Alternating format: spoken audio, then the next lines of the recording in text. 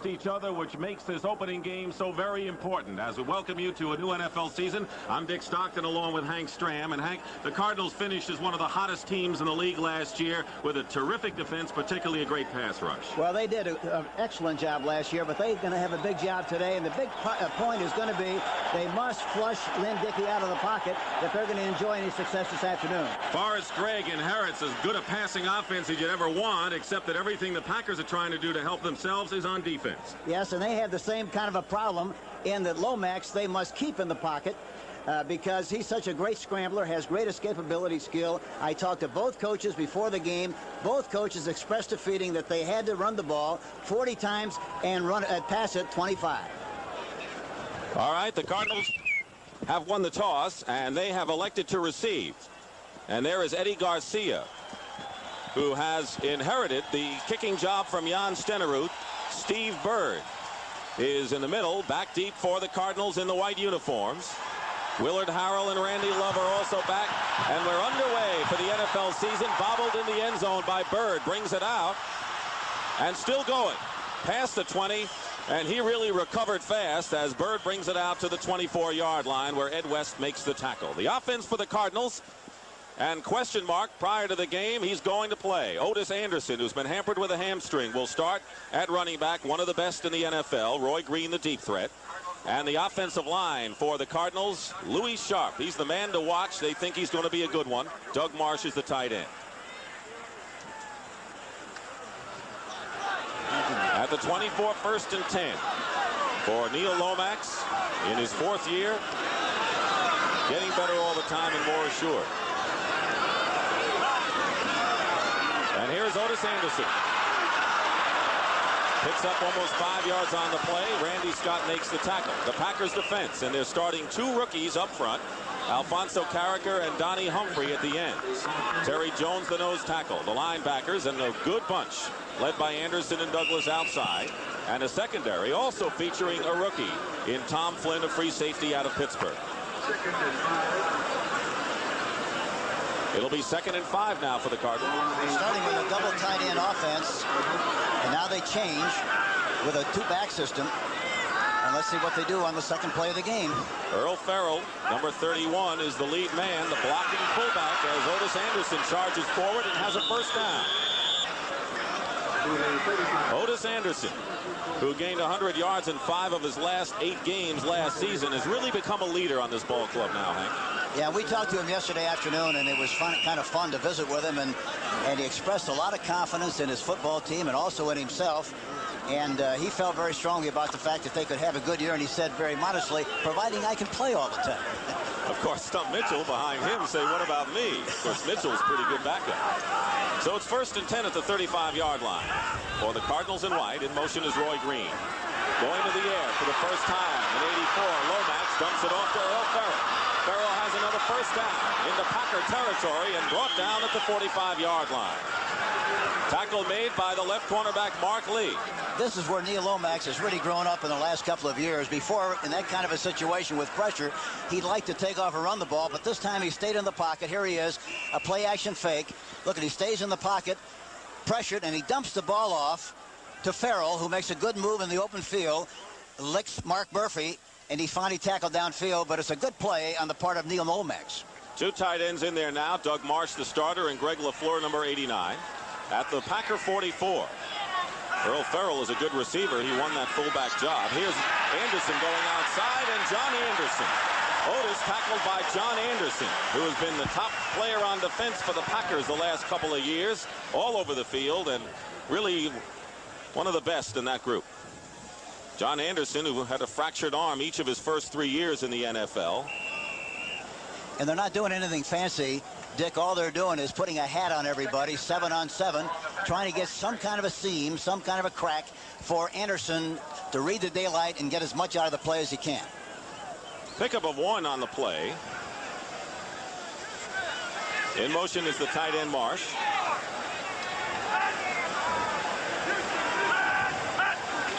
Going back the other way. Lomax under pressure, and he's down.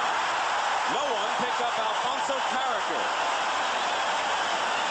The #1 draft pick out of Florida State. Now you know why the Packers drafted him #1. That's exactly what they need from their defensive front. They're talking about keeping him in the pocket. 6'6", 260 from Florida State. Here he comes on the outside, and the offensive tackle Tootie Robbins did not touch him at all. Looked like a screen pass. So a loss on the play sends it back to the 49-yard line of the Packers. It'll be 3rd down and 15. And passing situation now for the Cardinals. And the Packers go into their nickel. Estes Hood, number 38, is the nickel back. And the shotgun for Lomax. They got 1-for-1 coverage, and they're going to try to go deep. Out to Tilley. And Tilley goes nowhere. Tim Lewis puts him in a bear hug. And he is down at the 41-yard line, and it'll be 4th down for the Cardinals. I'm surprised they threw the ball short in that situation, Dick. They had bump and run, man-for-man coverage on the outside. And in that situation, you like to throw the ball deep. And the crowd for the Packer defense. They love them. So it's 4th down, and Otis Birdsong, Carl Birdsong, will be in to punt for the Cardinals. He was a Pro Bowl punter last year in the NFC, and Philip Epps, who's the fastest man for the Packers, back at the 10-yard line. You figure, Hank, anything the Packers do on defense with that great offense is going to be a big plus for them. And they're all talking about how much more aggressive they seem to be this year than they were a year ago. Plus the fact they have a lot more healthy people playing than they did a year ago. Epps inside the 10, penalty flag is down, and he is dropped at the 5. And they looked aggressive in that first series, but we'll see what the penalty is. Stump Mitchell made the tackle on Philip Epps. Ben Dreith is our referee today. And a legal procedure against the Cardinals. The Packers will gladly take that penalty and force Birdsong to kick again. In Jim Hanifin, in his 5th year, he has brought the team along. On a kicking team, 5 men in the backfield. The illegal formation penalty will have Birdsong kicking again. They're the officials today, and as we said, Ben Dreith, the referee. Cardinals, after a 1-5 start last year, finished 7-2-1 to have high hopes coming into this year. In fact, they were the last team to beat the world champion Raiders. Epps is deep. Epps made a mistake last time trying to catch the ball on the 5-yard line. He ought to make, he's standing on the 10, anything over the top of his head, he ought to just forget about it and take the chances of it letting it go into the end zone. Long count, they get it down to 7. Birdsong booms it high, and now Epps will let it drop at the 1, and it bounces onto the field, and it's down by the Cardinals at the 1-yard line, and now they say it went into the end zone for a touchback. The Cardinals don't agree, but when we come back, the Packers will take it out at the 20-yard line. It's a touchback. So the Packers will go on offense at 1st and 10 on the 20-yard line with 10 minutes and 20 seconds to go in the first quarter. Dick Stockton and Hank Strand. Sellout crowd at Lambeau Field. We'll run down the Packers offense after this first play. Lynn Dickey is the quarterback, and he gives to Gary Ellis, who dives forward to the 26-yard line. Ellis, of course, is the tailback. Jesse Clark, the fullback, along with Dickey, but the great receivers, Lofton and Jefferson outside. Tight end is Paul Kaufman, one of the best in the league, and the offensive line, Tim Huffman, is starting in place of Greg Cook, who has a back injury. Huffman, number 74. And he'll have quite a job pass blocking on Al Baker, who is a tremendous defensive end and a great pass rusher, number 60. And Harlan Huckabee has come in for Ellis after that first play. So Dickey at the line, 2nd down and 4. Here's Huckabee. On a delay, Huckabee driving it out, has a first down just beyond the 30-yard line. Bob Harris makes the tackle for the Cardinals. A good defensive team with a terrific pressure from the front 4. Bubba Baker and Curtis Greer, 2 of the better outside ends. Grooms and Galloway at the tackle. Harris, who made the tackle. E.J. Jr. moved from the middle to the strong side. Kurt Allerman is playing in the middle, and the secondary led by the terrific Lionel Washington, who had 8 interceptions last year. 1st and 10 at the 31-yard line. They're shuttling in the backs with the play, so Ellis is back in there, and Dickey with his first toss complete to James Lofton, close to a first down. Wayne Smith covering him on the play. Terrific athletic skills by James Lofton. One thing we're going to see a lot of here this afternoon, I think they're going to pick on number 44, Wayne Smith, as much as they possibly can. Here you see Lofton getting off the ball, breaking to the outside, turns his head quickly. The ball is right on the numbers, and a completed pass. But they're going to work on Wayne Smith, I assure you. They'll throw in front of him a little bit early and then try to do business deep. Lofton, Pro Bowl 4 years in a row. No one complains about that. 2nd down and 1. He picked up 9 on the play. Here's a blitz, and here's Huckleby, who has the 1st down and more in the Cardinal territory at the 49. Good call against the defense, Henry. Talking to Bob Schnelker yesterday, the thing he said they wanted to do was run straight at the Cardinals because they do a lot of stunning. Here you see him. He's going to go straight ahead on the left side. They block down, and he reads the block of the offensive tackle, breaks to the outside, but he makes a nice gain on the play, but a good read on the part of the halfback. And a 1st down for the Packers at the Cardinal 49. Dickey needs that good protection, and almost an interception. Almost an interception by E.J. Jr. coming over. That was not a good pass by Lynn Dickey. The New England Patriots have jumped up ahead of the Buffalo Bills 7-0 in the 1st quarter. The Chicago Bears in front of Tampa Bay 3-0. 2nd down and 10 at the 49. E.J. Jr. should have intercepted that pass. They've got so much, you know, sometimes it's difficult for the defensive people. They have so much tape and stuff on their hands that they really cannot get good control of the football, and I think possibly that happened on the last play. Lee Nelson is into the game as a nickel back for the Cardinals. He lost his strong safety position spot to Leonard Thompson. And now a timeout has been called by the Packers. So a timeout, 8:22 remaining in the 1st quarter. Nope. Forrest Gregg says coming back to Green Bay is like going back to your alma mater. He likes Green Bay. It's the only game in town. And, of course, everyone here is in a fishbowl, particularly the head coach. And a fellow across the street from Lambeau Field even put up a fence to welcome back Forrest Gregg. I wonder how many other fences and how many other signs were on that fence before Forrest got here.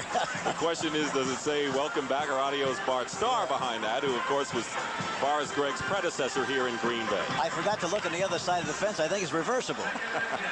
You notice it's a picket fence, and you can turn those things around. That's right. Anyway, Forrest Gregg is glad to be here, and, of course, he is a no-nonsense head coach. 2nd down and 10 at the 49 with 8:22 to go in the 1st quarter. Here's Gary Ellis looking for a hole, finding nothing, and good defense pressure by David Galloway, who's bounced back from a disappointing year last year. Galloway, number 65.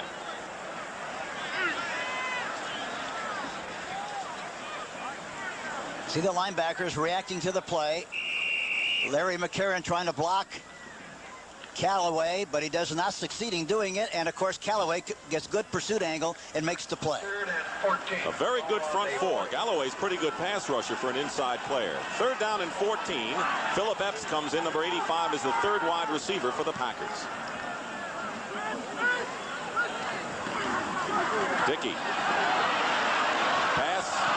Not even close. They had man-for-man coverage that time, and Dickey was trying to hit the guy in the slot, and Victor Heflin, number 46, was covering, but in the process of making his move to the outside, he slipped and fell, and that's why the ball was thrown awry and falls incomplete. So Lynn Dickey, who threw 32 touchdown passes last year, but also threw 29 interceptions, something he'd like to improve upon, misses on that 3rd down play. So it's 4th down, and Bucky Scribner is in to punt for the Packers. He'll be kicking to Steve Bird. Scribner was 3rd in the conference last year, averaging over 41.5 yards per kick. Left footer. Fair catch called for by Bird as the ball goes into the end zone for a touchback. So the defenses have held, and that's what Hank Stram was talking about at the top of this broadcast. 7:26 will be coming back with the Cardinals on our back. No score in the 1st quarter. It rained all day yesterday and all morning here in the Green Bay area, but they covered the field, and the field is in excellent condition. Of course, it's a grass field, and they have taken great pride in that over the years here in Green Bay. At the 21st and 10, Roy Green in motion for the Cardinals. Anderson. And it was Mark Murphy came up from strong safety to make a fine play on Otis Anderson. Murphy is playing at strong safety. Johnny Gray, who was slated to start, is out for 4 weeks on injured reserve. You know, the other observation we ought to make here early, too, Dick, is the fact that the St. Louis Cardinals practice and play on synthetic turf. I think it's a lot more difficult to go from synthetic turf to a grass field than it is to go the other way. And I think it makes a running back psychologically feel a little slower on grass than it does on synthetic turf. Especially a runner like Otis Anderson. 2nd and 9 at the 21-yard line. Marsh moving in motion. Going deep for Roy Green. He's got the defense beaten, and he makes the catch. And a difficult catch at that to the 45-yard line. Mark Lee defending, but he could not keep up with Roy Green, who had 78 catches last year, tied for the NFC lead. They send a man in motion across the formation. They throw the ball deep. Look, he sets up nicely. Plenty of time to throw the ball. And it looked like that Lee expected help deep outside. He did not get it from a safety man, and for that reason, why Roy Green was able to run right by him and make a very outstanding catch. 35-yard play. Roy Green, who caught 14 touchdown passes last year, and the Pro Bowl invitation followed. Converted defensive back. Cardinals have another one of those in Cedric Macklin. 1st and 10 at the 44. Screen pass to Tilley. His first reception, but only picks up 3 yards, and the Packers played that well. Tackle made by John Anderson and Mark Lee. Gain of 3. You know, the other interesting thing about this Green Bay defense, last year the linebackers were about 5 yards deep. I'm talking about 52 and 55. This year they're lining up about 3 yards deep, and they wanted to be more aggressive and be able to take on the offensive guards a lot better than they did last year. And so far, it looks like they're doing a good job. Forrest Gregg likes aggressive people, and that's what he has. Otis Anderson tripping up. He had Louis Sharp in front of him, but again, Mark Murphy forcing the play makes the tackle. Actually, the Packers secondary did well enough against the pass last year, but with Ken Riley, who retired after 15 years playing for Forrest Gregg at Cincinnati, has worked on, and that is against the run support. You know, that time, Louis Sharp, the left tackle, number 67, who weighs 260 pounds, he got out there in good position to make the play on Murphy, but he was so high that he couldn't adjust the move of Murphy and missed the block. So the unusual 5 points for Atlanta, leading the Saints 5-0. 3rd down and 7 at the 41. They got 1-for-1 coverage now. See if they try to do something on top. Robert Brown in the game as a 4th defensive lineman. The pass is caught by Tilley. Penalty marker down. Tilley has a 1st down for the Cardinals at the 33-yard line. John Anderson tackled him there, but there's a penalty marker right about the line of scrimmage. And that usually means holding. And that's what Ben Dreith indicates against the Cardinals, so a 1st down is nullified. You know, that time Green Bay did a good job of disguising the defense. It looked like they were going to be in man-for-man coverage. And then on the snap of the ball, 71. on the snap of the ball, then they went into a zone which made the middle area vacated, very open, and they hit the spot, but of course there was a holding penalty on the play. It was Joe Bostic, the right guard, who's in his 6th season. The Detroit Lions against the San Francisco 49ers. You remember they met in the playoffs last year, and the Lions have jumped up ahead of the 49ers 7-0 in the 1st quarter. 3rd down and 17 now. Estes Hood is in as the nickel back for the Packers. Pressure on Lomax, and he's got a scamper. He's got some room.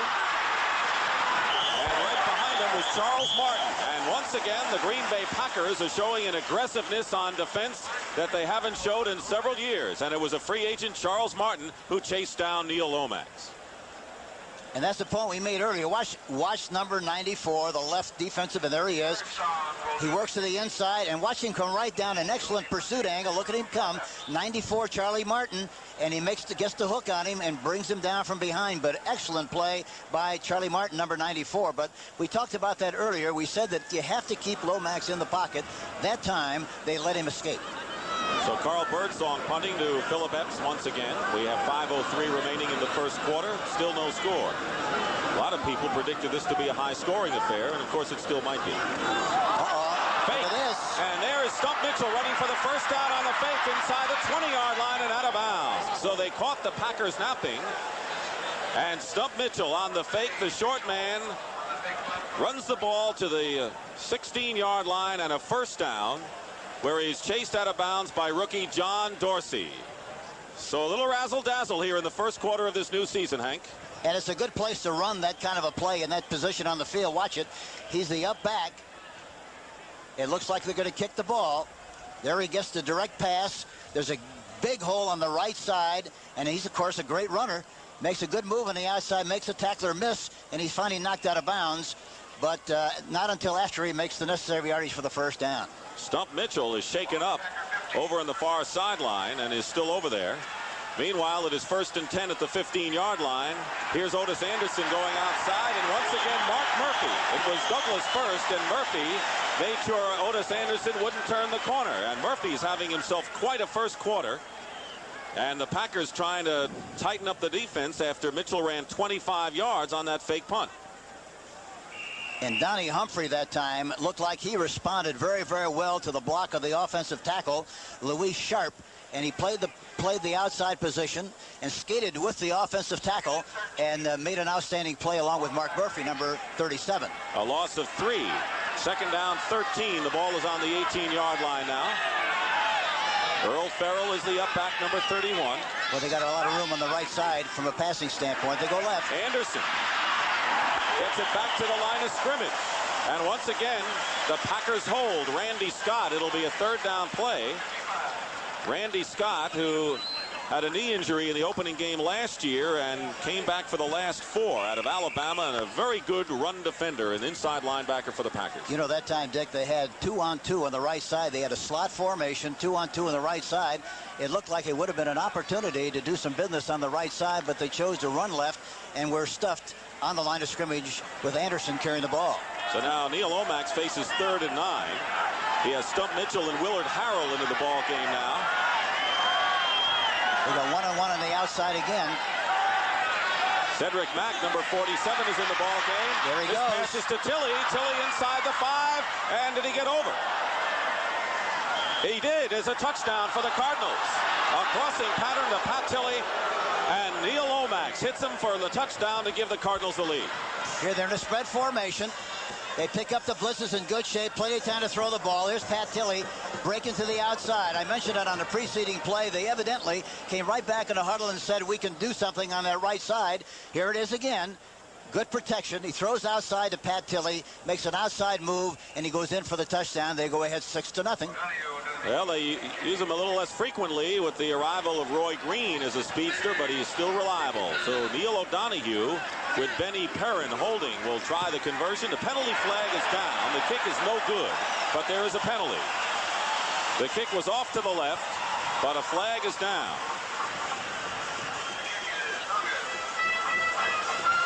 O'Donoghue struggled last year as a place kicker for the Cardinals. Defense offside. And he's going to get another chance to kick the conversion. The Packers were offside. So O'Donoghue, who last year had a rough time, particularly on a Monday night, you remember, against the Giants when he missed 3 field goals in overtime. I thought that game was never going to end. It looked like we were up there for 3 days. And O'Donoghue wanted to make sure you were going to be there for 3 days. He came back the next week, though. And he was lucky enough to stay for 3 more days. He kicked 2 long ones against the Vikings. So now he's going to get another chance. Perrin, of course, holding. Neil O'Donoghue, 6'6". See if he makes good on this one. Not a good snap, but the kick is good. And with 3 minutes and 19 seconds remaining in the first quarter, it's the Cardinals who take the lead as Pat Tilley catches a 15-yard touchdown pass from Neil Lomax. O'Donoghue will kick off for the Cardinals, who lead at 7-0. Deep for the Packers. Del Rogers on the left and Harlan Huckleby on the right. Rogers, coming back from a neck injury, had a terrific preseason, including a 96-yard touchdown return against the Rams. It's going to Rogers at the 6-yard line. Following his blockers, Rogers to the 20 and tackled at the 25-yard line by Bill Kay, who was picked up this week from Houston. Here's the scoring drive for the Cardinals. 10 plays and 80 yards. And capped by the 14-yard touchdown pass to Tilley. And now we see the replay. Cedric Mack on the outside, Tilley to the inside, number 83, man-for-man coverage. They just work on the 2-on-2, very simple. Break to the outside, makes the catch. twinkle toes into the end zone, touchdown. They go ahead 7-0. Good description for Pat Tilley. So Lynn Dickey bringing his club out, 12th year, coming off his most productive year. Gary Ellis tackled for a loss.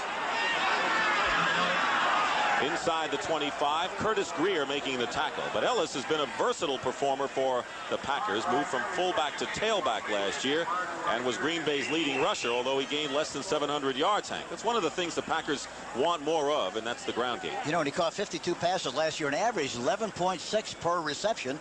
The average for a back is 6 yards, average for a tight end is 12, and the average for an outside receiver is 18. So he was way above the average for a running back. Lee Nelson is the nickel back for the Cardinals. 2nd down and 12. John Jefferson goes in motion.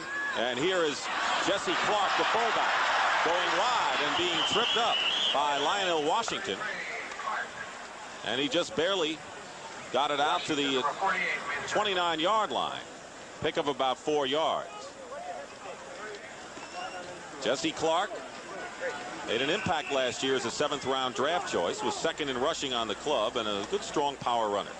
You know, the one thing that Green Bay wanted to do, they wanted to jump on top and be ahead early in this game so they could do a good job of running the football and complementing the play-action passes.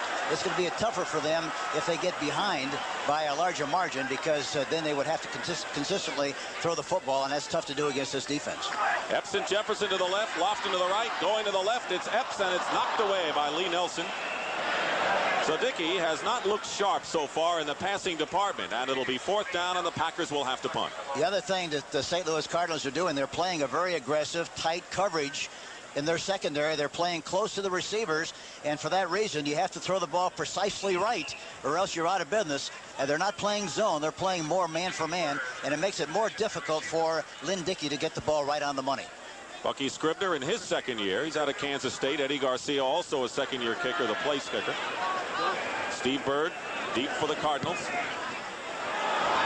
Bird on a terrific punt by Scribner, fields it inside the 20 and falls down at the 26. So that may be an example of the change from artificial surface to natural grass. 52-yard kick by Bucky Scribner. Timeout, and we'll be back to Boris Gregg in Green Bay. And of course, we pointed out he went to the Super Bowl with Cincinnati, before that the Browns, and is grateful to Paul Brown because he gave him a 2nd chance to coach in the NFL. He's grateful to me too, because I tried to hire him and he didn't come. So he'll always be grateful. 1st and 10 at the 27 for Lomax. On play action, looking for Roy Green. His 2nd choice is Stunt Mitchell out of the backfield, and Mitchell picks up 9 yards on the play. Donnie Humphrey, the rookie defensive end, makes the tackle. Other games in the National Football League. It's now 7-5. It's like a baseball score. New Orleans leading Atlanta in the opener at the Superdome. Kansas City over Pittsburgh in the 1st quarter of their game. Miami and Washington. That's a good duel, and the Dolphins are up 7-0 in the 1st quarter. More coming up after this play. 2nd and 1 for the Cardinals. Farrell has the 1st down to the 41-yard line, tackled by Mike Douglas. Other scores: New England now 14-0 over the Buffalo Bills. Rogan has thrown 2 touchdown passes. The Giants over Philadelphia 7-3 in the opening game at Giants Stadium. San Diego over Minnesota 7-3 in an interconference game, and now the 49ers have tied up the Lions 7-7 there in the 2nd quarter at the Silverdome. There'll be a lot of unusual scores before the afternoon is over. Usually because it's the 1st week of the year. Yeah, you never know what to expect the 1st week. You really don't. 1st and 10 at the 41. Roy Green goes in motion. Pitches to Stunt Mitchell on a reverse. Here's Roy Green, and he's really given ground on the reverse, and he is dumped back to the 30-yard line by Mike Douglas. But it was the defensive lineman, I think, Hank, that really forced Green deep. Douglas did a super job of maintaining leverage. He saw the play coming. He was the policeman. He was the cop, and he gave him a ticket for speeding when he came out in this area. Here you see it again. Look at this. He gives the ball. Here he is to Green. He comes around the outside, but watch the missed tackle. But watch here. Watch Douglas. Makes a great open field tackle. It's hard to do on Green, but he does it only because he was the cop on the play, and he gave him the ticket. Terry Jones gave him the pursuit, and Mike Douglas made the play. But that's the end of the 1st quarter here at Lambeau. Start of the 2nd quarter here at Lambeau Field in Green Bay. Dick Stockton along with Hank Strand, with the Cardinals leading the Packers 7-0. It is 2nd down and 20 for the Cardinals following that loss on the reverse attempt by Roy Green. In motion is Doug Marsh. Lomax looks for a second receiver. Marsh the tight end, and it's knocked away by George Cumby, who made a good play defensively. Doug Marsh, intended receiver. Jim Hannafin was telling us yesterday, Hank, that the younger players have had a tough time believing him that they were the team because of the older pros. Even though they were backups, they were still there. Well, anytime that you have a lot of young people and established professional people on the same team, regardless how hard you try to sell them on the idea that it's their team and they should provide the leadership, until the veterans leave, it's a very difficult thing to do. And then they finally believe the coach and they say, by gosh, he must have been serious because he got rid of the old guys and now it is our team. And Lomax particularly feels that way. Of course, they've had a lot of veterans, including Deerdorf leave. Penalty marker down on 3rd and 20. Stump Mitchell brings it out to the 43-yard line. Tom Flynn and Charles Martin make the tackle. And it'll be holding against St. Louis. Well, it'll be 4th down if they decline. But on the other hand, they've got a lot of yardage to go if they accept the penalty. You know, you have to be impressed with Lomax so far in this game. He has really shown a lot of poise and has grown up tremendously. He stays in the pocket very, very well. And that's the thing he had a little problem with, but he's doing it extremely well here this afternoon. Well, last year he threw 24 touchdown passes, only 11 interceptions, and those are the kind of numbers that championship quarterbacks have. Here's Wright. Defensive holding, 67, decline a penalty. It's 4th down. Louis Sharp was holding, and the Packers declined, so they want the ball. You know, the other thing about Lomax, it's very difficult to come from a rollout personality in college and then automatically change to a pocket passer overnight. It takes time, and the time is beginning to show. Carl Birdsong to punt. And Philip Epps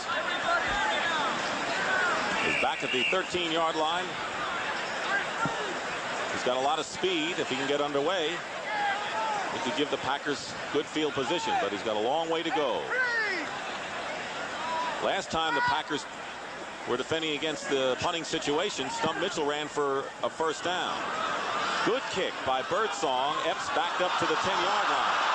Philip Epps in a crowd batted back. So a good 46-yard punt by Birdsong, and Epps can only bring it back to the 18-yard line, where the tackle is made by rookie Martin Bayless.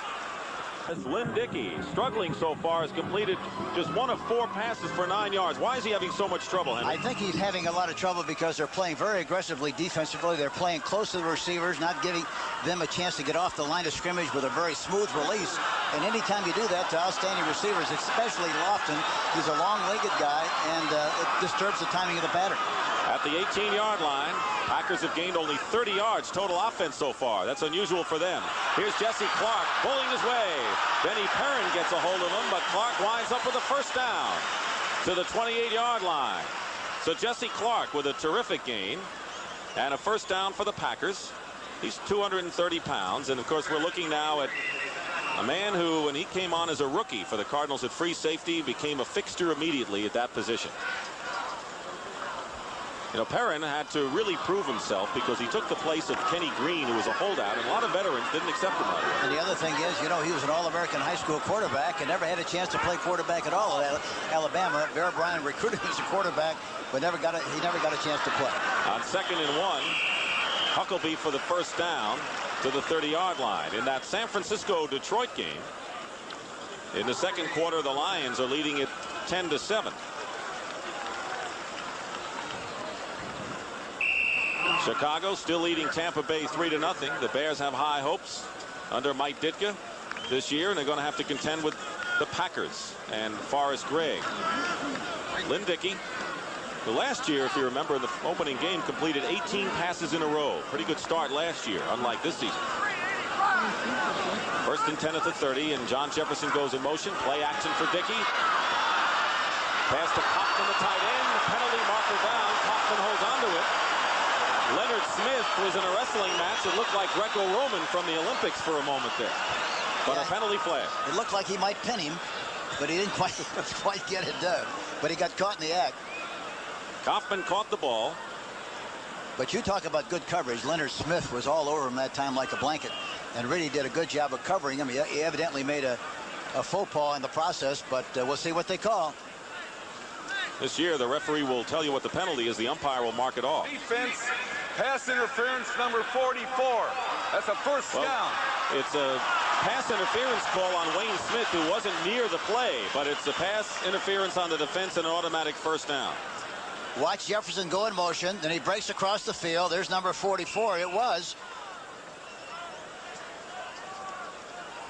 They evidently called. They got their feet tangled up, but that's an unusual call, Dick. They call it first down on the pass interference penalty, and the Packers have it at the 37-yard line. Trailing 7-0. 13:08 to go in the first half. Dickey on play action. He's going to go deep for James Lofton. Double covered, makes the catch anyway.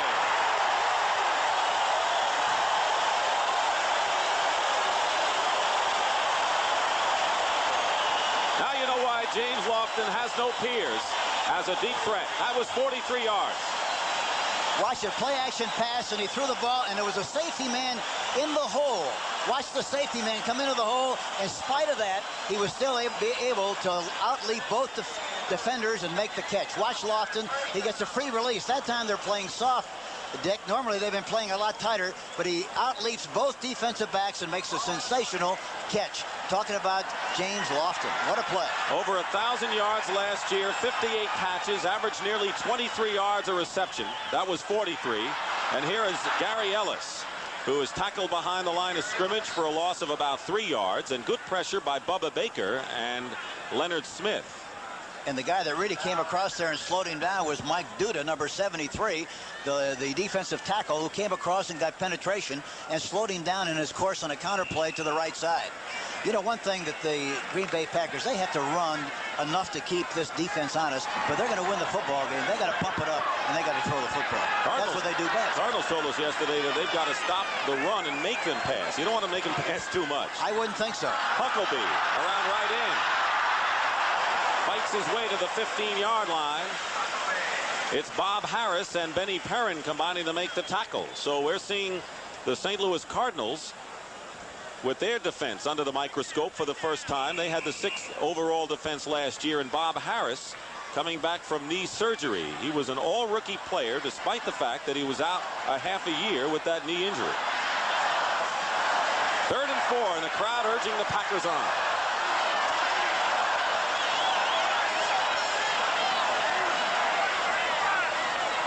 They got 3 wide receivers in there.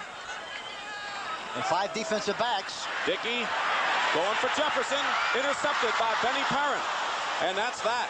So the Cardinals defense clamps down on Green Bay, and Benny Perrin picks off a Dickey pass in the end zone intended for Jefferson. They're playing with 5 defensive backs. Look, he's got plenty of time to throw the football. Throws it over the top, but into double coverage. And Benny Perrin, he didn't see him coming in from the center field position. He makes it sensational interception, sucks it right up. Cardinals with an interception by Benny Perrin and giving Neil Lomax the ball 1st and 10 at the 20-yard line. Lomax has completed 7 of 8 for 104 yards. As Hank mentioned, he has been very alert and very sharp so far. Here's Otis Anderson. Upended. Right at the line by Alfonso Carricker. What a play by the rookie, who was slowed by a knee injury early in preseason and only saw his first real action in the final preseason game against the Colts. You know what was so impressive about that play? Carricker is 6'6", 260, and he got very, very low to make that play, which is very hard for a tall guy to do, but he got underneath it all and provided a good surge and hit him well with the shoulder pads and made a great tackle. Bill Neal is in the game at nose tackle, the former New York Giant, number 77 for the Packers. 2nd down and 8. And here's Anderson trying to go left. Anderson head down, drives it out to the 26-yard line, and Randy Scott and George Cumbie, 2 inside linebackers, pursuing well on the play. That's the Packers' strength on defense, their linebacking. Now watch the linebackers, Randy Scott 55 and Cumbie 52. They're a little tighter, as I mentioned earlier, and look at Randy Scott 55, gets into the gap, takes a good pursuit angle, and makes a good tackle from the inside out, wraps his arms around the ball carrier, Anderson, and really does what you're supposed to do he did what he's supposed to do as far as pursuit is concerned. I keep thinking what you said before about going from the artificial surface to the grass, and I think Otis Anderson is looking like he's running in molasses right now. Well, I think anytime you go from synthetic turf to turf, it's like running in quicksand. 3rd and 4. Lomax to the air, completes the pass to Tilley, and Tilley may have a first down. He does. Out to the 32-yard line. Tim Lewis makes the tackle. An old reliable, a skilled receiver, Pat Tilley, who still caught 44 passes last year. First down, St. Louis. We have 9:08 remaining in the first half. Cardinals scored in the first quarter when Lomax hit Tilley on a crossing pattern, 14 yards for the touchdown, and the only score we've had. You know, Tilley is very quick. He doesn't have great speed, but deceptive speed, and he averaged 15.7 per catch last year. He's caught 5 so far in this game, Hank. Lomax up the middle, intercepted. Tom Flynn, the rookie, brings it back to the 30. And listen to the crowd. Now we have a flag, a late hit. And now the teams are getting really testy over at the sideline. Neil Lomax made the hit, and somebody hit Lomax. And Lomax better get out of that traffic and get away from the mob. But watch this now. They have a strong safety blitz in Mark Murphy, number 37. I don't know whether you see him coming from the outside, but he throws it right into the folks. Number 41, Tom Flynn, makes the interception. He didn't see him. He's the free safety. He goes down the far sideline. Plus, they tack on another penalty for unnecessary roughness on the sideline. So the Green Bay Packers now have possession on the plus 15. Unnecessary roughness. Late hit out of bounds. Number 15.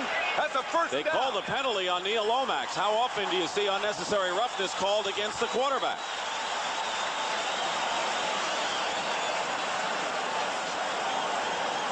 There's Flynn coming in for the interception. They were trying to throw the ball inside to the slot man. He makes the interception, goes down the sideline, and watch if we can see Lomax. Here he comes, 15. We don't see it. 1st and 10 at the 15-yard line. A 20-yard return on the interception by Flynn, and then the penalty.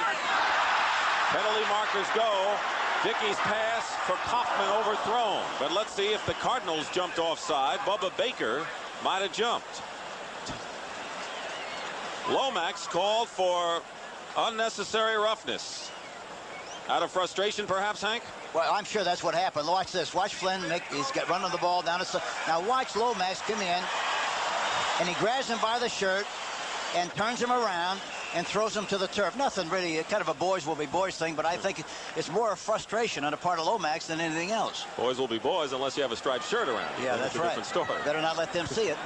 Bubba Baker called for the offside, so now it's 1st and 5 at the 10-yard line. Packers threatening with 8:34 to go in the first half, trailing 7-0. The outside receivers have bump and run. Here they run the Huckabee ball. inside the 5 has a first down for the Packers. That's a quick opener by Harlan Huckabee, who's a 5-year player out of Michigan and a capable backup. But watch the good block by Larry McCarron, the center. You see, and Drexler also does a good job. Number 61, the left guard. He makes something happen along with Larry McCarron, and he pops right through there till about the 3-yard line. So it is 1st and goal at the 3. You've heard the crowd erupt on the Packers' defensive play so far. You'll really hear them if Green Bay scores. We might do something right here. It is right. Gary Ellis diving close and stopped short of the goal line. Tackled by Kurt Allerman and E.J. Jr., 2 linebackers. Just short of a touchdown. Here we see him running right. The backs were lined up evenly that time. Jesse Clark out in front, throws a block. And the ball carrier, Ellis, goes inside and tries to get as much out of the play as he possibly can. Really kind of goes into the pile and kind of comes out the other end. So it's 2nd and goal right there at the 1. Huckabee and Clark are the running backs. And it's Clark. Stop. Touchdown. Oh, he's over. Touchdown, Packers. He just broke the plane of the goal line, and Jesse Clark has scored the Packers' first touchdown of the season. It's a straight-ahead surge. Watch the surge of the offensive lineman. They have to get good and low and get some kind of movement. They have to push the pile back, and he gets, boy, that was very close. That ball did not. That ball did not touch the plane, Dick. It didn't look like it touched the plane at all, and it didn't look like it was a touchdown from here. It looked, of course, from our angle that it wasn't even close, but the official signaled a touchdown, so it is 7-6.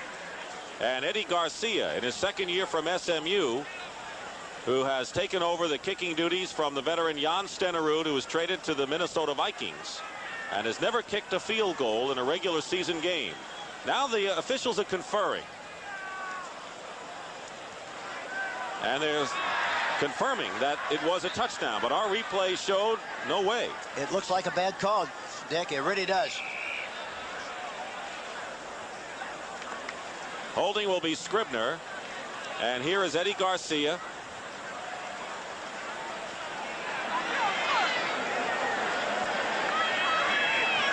Trying to tie the ball game.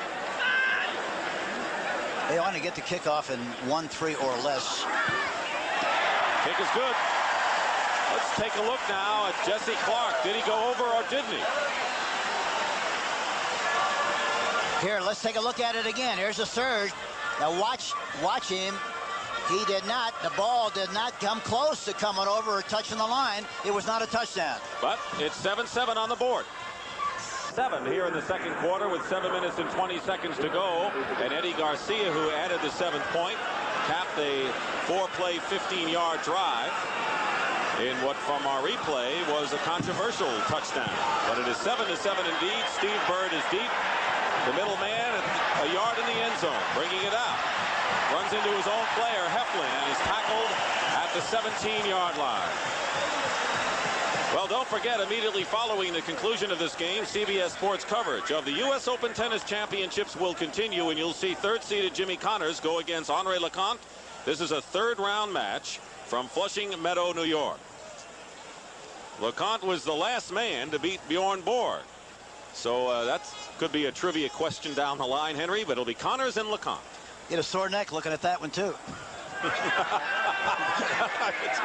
Well, those serve and volley guys give you a little bit chance to get your neck back, don't they? That's right. You need a massage. With the women, it's a little different. Need a massage. 1st and 10 at the 18. Randy Love is now in at fullback, number 40 for the Cardinals. Green is in motion, and here is Otis Anderson. A little better acceleration that time, but carries it out to the 21, a pickup of 3, and Bill Neal makes the tackle. Interesting story about Bill Neal. He's in his 4th year with the in the National Football League and was picked up on waivers from the New York Giants, number 77. He's coming back from a lot of knee rehabilitation. But when the Giants last make the playoffs in '81, he was a starter and played very well. He gives you everything he has, and he dances every dance. He's a good one. Surprised the Giants gave up on him? Yep. Here is Anderson, hit immediately by Randy Scott on 2nd and 7. Pickup of a yard, and that's all. I think the Packers are really gearing towards Otis Anderson, who has picked up 23 yards and 11 carries so far. And I think he's having a little difficulty. I think that leg is still sore. Plus the fact that I don't think he particularly likes to run on natural grass, especially this grass. It's very soft and slow. He could pass Leroy Kelly and move into the number 11 spot in NFL rushing history if he gains a little over 1,000 yards this year. He's out of the ball game. Stump Mitchell is in there along with Willard Harrell, 3rd and 5. Just under 6 minutes to go in the first half. Lomax going for Roy Green. Incomplete. Covered on the play by Mark Murphy and the nickelback Estes Hood. So Green, who caught a 35-yard pass earlier prior to the touchdown, it'll be 4th down now.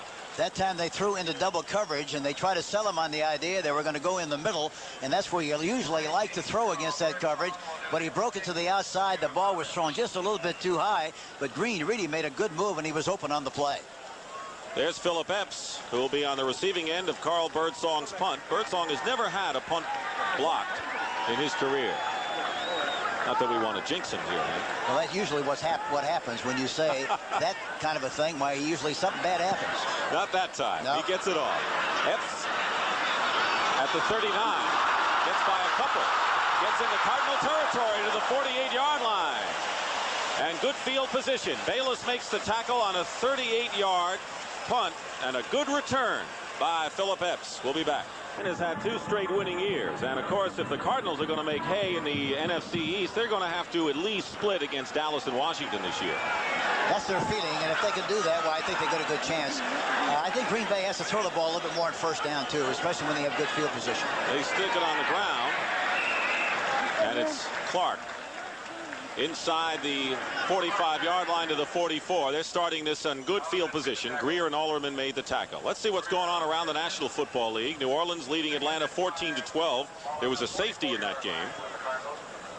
Kansas City, a surprise to many, leading Pittsburgh 17-3, and Washington, after trailing Miami, now leading 10-7. New England running it up against Buffalo in the second quarter in Orchard Park. 2nd down and 5 at the 44. This could be a good passing situation for Dickey, but he keeps it on the ground, and Harlan Huckabee is hit at the line by Mark Duda. Bob Harris also combining. Duda had a lot of baby fat last year, Hank, but he has worked out with the weights, as all players are doing now, apparently, and has a different physique. He's a big, tough guy out of the University of Maryland, a 4th-round draft choice. But the great thing about him, he's extremely good against the run. He needs a lot of work on the pass rush, but he's very efficient against the run. 3rd down and 5. You surprised Dickey hasn't gone to the air on the first 2 downs in this situation? I am very surprised, because I think they, with the man-for-man coverage that they're seeing so much of, you have to go after the big play and try to come up with a feast or famine situation. Pass here and complete it to Kaufman for the 1st down. So with a 2 tight end offense, Paul Kaufman is on the receiving end. Lee Nelson makes the tackle. One of the best tight ends in the league, number 82, right there. Unusual thing with Dickey that time. He moved the pocket. Look, he rolls out to the right and dumps the ball off very quickly to Paul Kaufman, who makes the catch, and they move the chains, and that's what it's all about. Dickey, not known as a mobile quarterback by any stretch, because Kaufman caught 11 touchdown passes last year and has gone to the Pro Bowl the last 2 seasons. Look at, he's got, I would think that they'd be trying to do more work on number 44, Wayne Smith, when they have good field position. Well, they might. Lofton. Here they go. 1st down. They're going to Lofton. Lofton makes the catch at the 15. He had double coverage. Lionel Washington makes the tackle. It looks like you can throw to Lofton and they could be 5 guys on him, and he's going to catch it anyway. Watch a play action fake. Not a very good fake at that, but he gets plenty of time to throw the ball and throws it right down the middle. The safety man is hanging in there, but he didn't react very well, and Lofton makes the catch. A beautiful shot. Leonard Smith is there. Watch. Washington is covering from the outside. Smith is inside, but the ball is thrown right at the numbers, and that's what happens when the ball is thrown perfectly. You can't stop a perfectly thrown ball. Dickey is 4 for 8 now for 81 yards. Passing on 1st down. And he's got Kaufman. He makes the catch inside the 5 and another 1st down. Leonard Smith defending, and Kaufman went high for that catch. They have a slot formation to the right side, and Kaufman is one-on-one on Leonard Smith, number 45. That's the situation you like.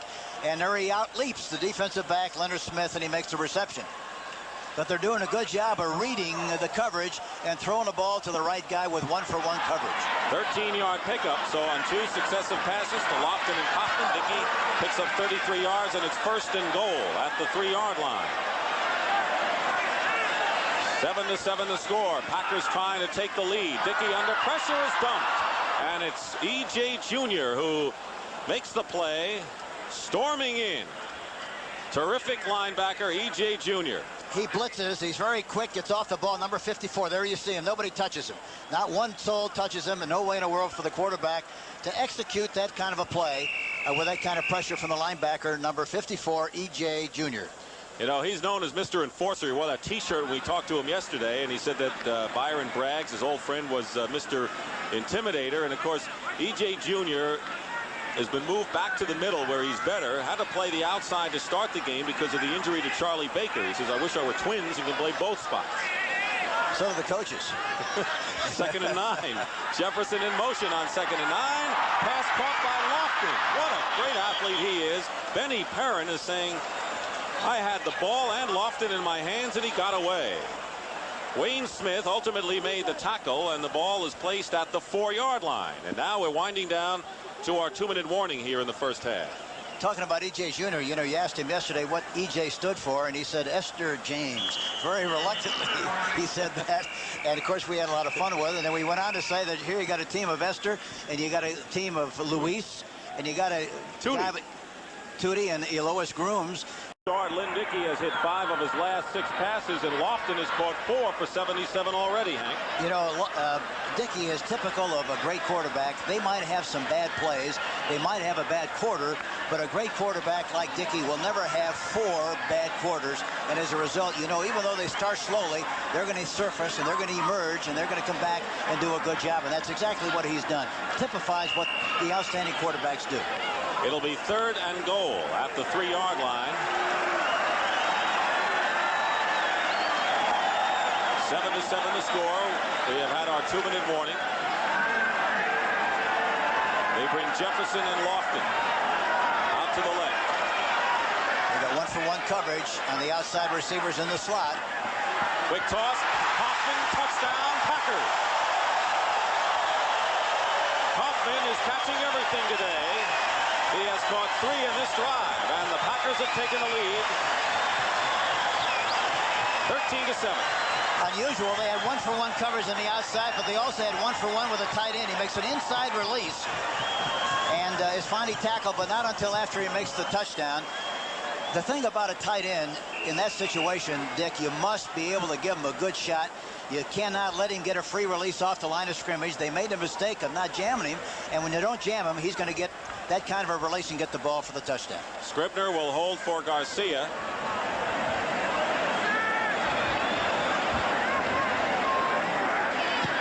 Is good, and the Packers lead. So this touchdown was a pretty good drive by Dickey.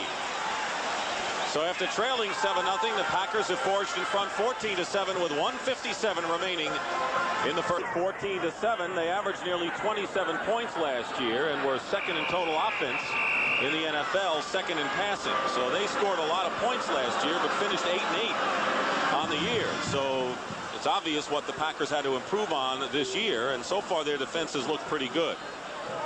I think psychologically, I think the team felt, you know, that they needed desperate help on defense, and they seemingly have helped themselves tremendously. And with that in mind, why I think the offense is going to be even more productive and more relaxed, because they know now they're going to get some help for the defense too, and they don't have to rely strictly on the offense. It's a short kick, and Steve Bird on the run at the 11-yard line, trying to look for room, and he's tackled at the 21. Paul Kaufman is walking off the field. We'll try and find out what that's all about. Meanwhile, we want to tell you that on Saturday, September 15th, CBS Sports will kick off its 3rd season of college football with a game between the Washington Huskies and the Michigan Wolverines. 2 teams that made bowl appearances last season, once again expected to be among college football's best. Don James and Bo Schembechler always do a good job with their team. Yeah, they really do. They're 2 of the outstanding coaches in collegiate football, and I had a good association with Donnie James when he was at the University of Miami. Saturday, September 15th, noon Eastern time. College football on CBS. 1st and 10 at the 26. Lomax under huge pressure. It'll go as an incompleted pass, I think. That's the signal. Mike Douglas, with a terrific rush, made the hit on Lomax. Green Bay would usually come with 4 people, 3 linemen and a linebacker. This time they blitzed number 53, Douglas, and watch him. Nobody touches him on the play. And along with that, number 79, Donnie Humphrey gets a piece of the ball, but they get great penetration on the play. And there's Mike Douglas right there. We had a good visit with him yesterday, and he was very optimistic, very enthusiastic about this team and the way they're playing defensively. 2nd and 10 at the 26. Marsh moving outside in motion. Lomax under pressure again, and he finds Greg LaFleur, a tight end, who is hit at the 29 again by Mike Douglas, who makes another good play. You know, the Packers linebackers are widely regarded. Of course, Anderson and Douglas outside, Scott and Cumbie inside. They are not big. They are small, relatively speaking, for linebackers, and their running backs are actually bigger. If you look at Clark and Ellis, they do the job. But they're very active, and see, they're hard to get to, and they're hard to block, and they're very alert on pass coverage. And talking to Jim Hannafin yesterday, he said the thing that we respect more about the Green Bay Packers than anything are the linebackers. You watch the clock. Cedric Mack, number 47, is in. He's drafted as a defensive back, played last year at that spot. 3rd down and 7. Lomax dumps it off to Stump Mitchell. And Mitchell is not going anywhere. Tim Lewis hemmed him in. They went out of bounds to stop the clock with 56 seconds to play. And there's Tim Lewis, who, by the way, was called for the excessive demonstration penalty in preseason after getting a sack on Vince Ferragamo. So, and you know what Forrest Gregg said? He said, I'm glad he got called for it. Well, that'll teach him early. It's better to learn then than it is during the regular season. So it's 4th down, and Birdsong will punt to Epps with 56 seconds to go in the first half. The Packers, leading 14-7, will get their hands on the ball again.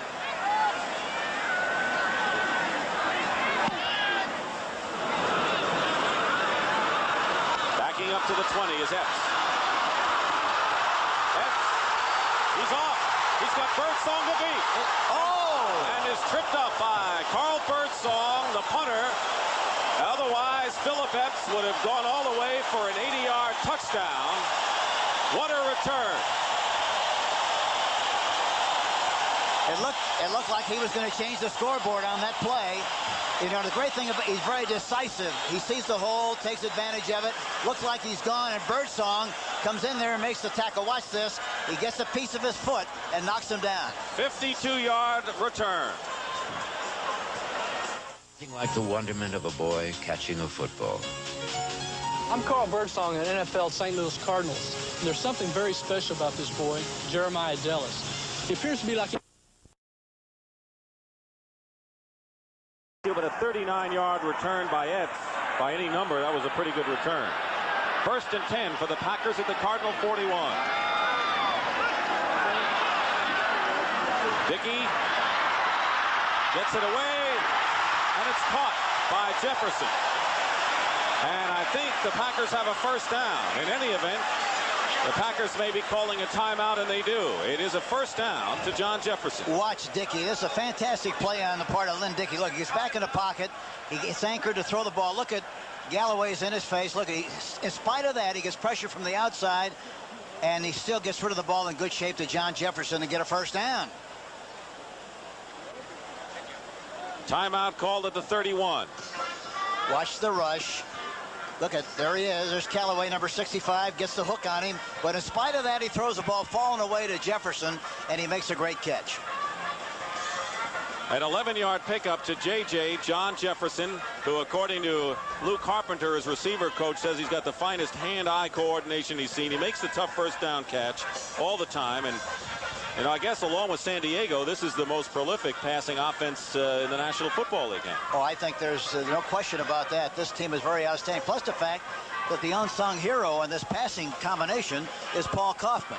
He doesn't have great speed, but he has good moves, terrific hands, and catches everything in sight. So there are 33 seconds remaining in the first half. The Packers have 1 timeout remaining. They're leading 14-7. Jesse Clark on a 1-yard plunge, and Dickey hitting the tight end Kaufman, and that Hank was just talking about, for 3 yards to account for the Packers scores. Here is Clark slicing off tackle, has a 1st down inside the 20-yard line.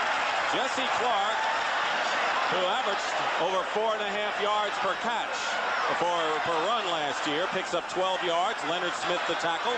Lining up quickly, clock running, 15 seconds to go in the half. Dickey dumps it off to Henry Childs. Let's see who makes that catch. It is Ellis, Gary Ellis out of the backfield. Bob Harris makes the tackle, and the Packers call their last timeout with 8 seconds to go, and Garcia is going to get the call now, Hank. They want to go for the field goal. This is a good, wise move, because you don't want to wait too long to kick the field goal, because in case there's a penalty, you don't get a chance for another shot.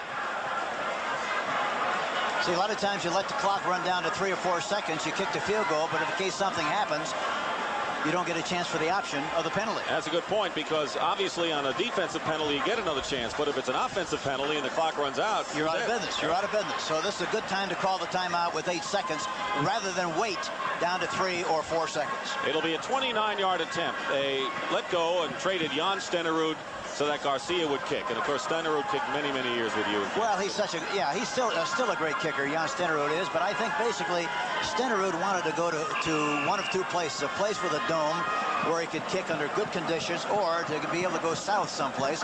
He was able to go to Minnesota, and that's what he wanted, and it's better off for him.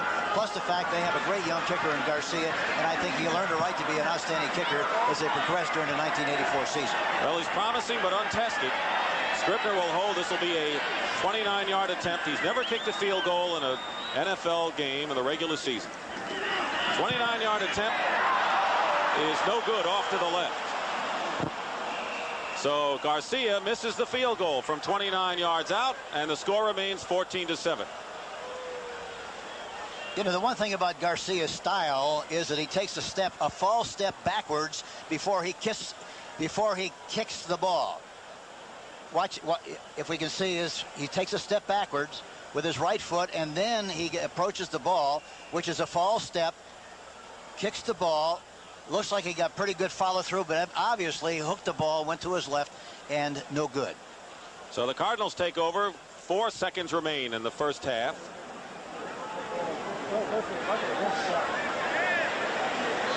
And they're just going to the old have quarterback flop. The old quarterback flop play. That'll do it. First half is over here at Lambeau Field. Sprinkling weather in the second half with the Packers leading. Harlan Huckabee winding his way, and now it's just the kicker, and now it looks like one man to beat. Knocked out of bounds, and it's Falaniko Noga, who is an 8th-round draft choice out of Hawaii, following a 53-yard return by Harlan Huckabee to start the second half, Hank. And that's the one thing that's really murder at the second half, when you permit the other team to run the ball back with such good field position. Huckabee finds a spot on the right side. He's very decisive, which is very important. Right or wrong, as a running back, you have to make a decision and go with it. He did exactly that. He had great field position on the plus 47. And he gained 32 yards on 6 carries, was the leading rusher in the first half for the Packers as well. On first down, Gary Ellis trying to leap a defender, does successfully, and nearly has another first down. He's close. Benny Perrin coming up from free safety to make the tackle on Gary Ellis, who, by the way, ended up with no net yards in 5 carries in the first half. Gain of 9 here. It'll be 2nd down and 1, although they were thinking of calling for a measurement, and they are. And the great thing about the Green Bay Packers in this first half and the beginning of the second half, just the one play, they are able to run the ball just well enough to keep the defense honest so they can establish their play action passes and get the ball downfield vertically to their outside receivers and also in the scoring area to their tight end. That's what their plan is, and they're executing the plan extremely well. Just short of the first down, so it'll be 2nd and less than a yard. The total yardage was 176-158 in favor of the Packers. That was, you know, pretty close. Leading receiver was Lofton with 4 for 77 for the Cardinals. Tilly caught 4 officially for 31. We might see a play action pass here. They like to do that in this situation. It's a waste down. Let's see if they do. No, they don't. Jesse Clark, but he has enough for the first down, close to the 35-yard line. They only needed a couple of inches, and the Packers, playing it safe, get a first down. Bob Schnelker, the offensive coordinator, calls the plays from the sideline, and I think he's really one of the very, very best in professional football. When Forrest Gregg came over, one of the people he did keep was Schnelker, who had been here under Bart Starr, and a lot of the new people were on defense, such as Dick Modzelewski, the defensive coordinator, and Ken Riley in the secondary. Yes, and Herb Patera also, who works for the linebackers, is also, they feel, doing an excellent job. 1st and 10 at the 35-yard line. Dickey has gone deep looking for Lofton. He beats his man, and he makes the catch at the 1-yard line.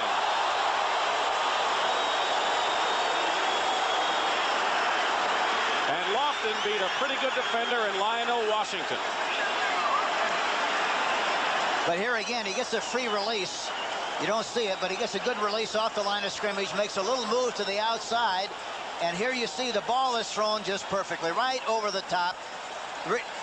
Washington, watch the top of the screen, watch 83, watch Lofton go to the outside, makes him turn to the inside, and when he does that, it's all over. School is out, makes the touchdown. Beautifully thrown ball, but that's what they're doing. They're looking for field position for the big play. So it's 1st and goal inside the 1 for the Packers. Lynn Dickey goes over for the touchdown. Well, if you want to talk about big plays, the Packers had them, and the crowd loves it. Dickey with a 34-yard pass to Lofton. But the big play, perhaps, on this drive was Hucklebee's 53-yard kickoff return. That really gave the Packers good field position, and they lead it now 20-7. Garcia in to try the conversion with Scribner holding. 2 minutes and 15 seconds into this third quarter. The Packers strike again.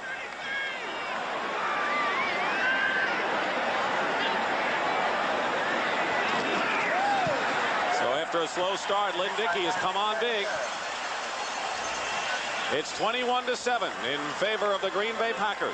21-7 after the Cardinals struck first in the first quarter. And Dickey, after a slow start, now has completed 10 of 14 for 153 yards. 1 touchdown, 1 interception. Kicking off Garcia, Steve Bird returning it and moves it up to the 26-yard line. So the Packers striking quickly. This was the scoring drive. And, of course, Lofton, the big reception. He's caught 5 for 111 in the game. Watch the replays coming up again to the big play. Dorsey. There you see Lawson on the outside of the screen. Washington turns his knees to the inside. He breaks to the outside, gets him turned around. The ball is thrown right over the top perfectly. It looked like it was a touchdown, but he marked it on the 1. And, of course, Dickey goes in for the touchdown. Cardinals at the 27, 1st and 10. Got to play catch-up now, and you talked about Lomax. Of course, he dumps it out to Anderson. He has some blockers, and Otis Anderson, still going, is down at the 35-yard line. He'll be shy of a first down by about 2 yards. Randy Scott making the tackle. So the thing you were talking about at halftime is the fact that Lomax has to go downfield and not so much to the flat. They have to throw the ball downfield. Of course, on that kind of a play, that's an option screen. They either throw the ball downfield to the receiver, in that particular case, Pat Tilley, or if the linebacker goes back with him, they'll dump the ball off in the flat like they did to Anderson. But they have to get the ball downfield vertically and make big plays. They've got the capacity to do that. They have to do it. Green is to the left. He's the big play man. Tilley to the right. 2nd and 2 at the 35. Normally a good passing down, but they keep it on the ground. Earl Farrell has the first down at the 39-yard line. So Farrell has the first down. The Cardinals, their leading rusher was Anderson with 25 yards, but he carried 11 times in the first half. Terry Jones and George Cumbie the tackle. You know, the other thing is very important. They're down 21-7, and that sounds like a big score. But actually, when you analyze this, it's only 2 plays. They're 2 plays away from getting back in the game. They have to exercise good patience and do what they have to do to get the job done. And, of course, they don't have any time problem in doing it. We have 11:19 to go in the third. All the time to work. Lomax on 1st and 10 to Anderson on the screen. Gets by one linebacker and then is tackled at the 40-yard line. Just barely gets back to the line of scrimmage. Mark Lee coming up from cornerback making the tackle. George Cumbie made the first contact on Otis Jerome Anderson in his 6th year out of Miami. The fans have been on him a lot in St. Louis, and you know what happens? You always are critical with the people you love the most, but when you look at the fact that he's gained over 1,000 yards in every year but the strike-shortened year, you have no complaints with him. Oh, you can't complain about him. He's one of the great backs in the National Football League. 2nd down 8 at the 41. Cardinals trying to get back into this ball game.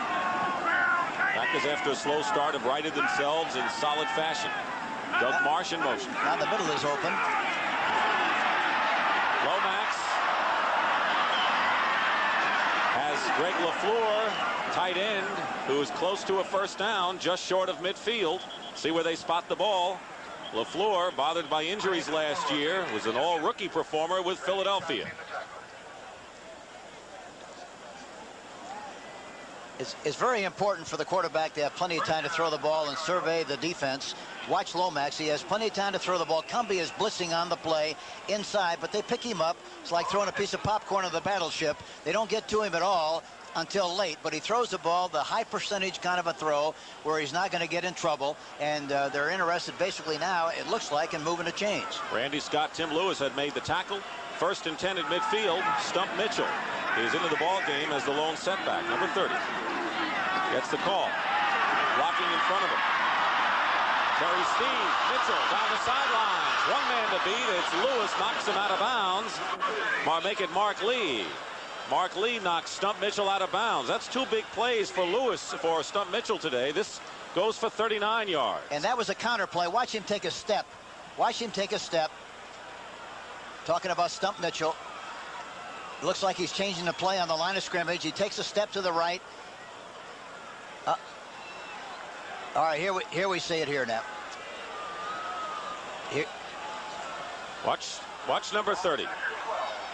See, he takes a step to the right and then goes through a big hole, carrying the ball in the wrong arm. He cannot protect himself. 1st and 10. Cardinals at the 12-yard line.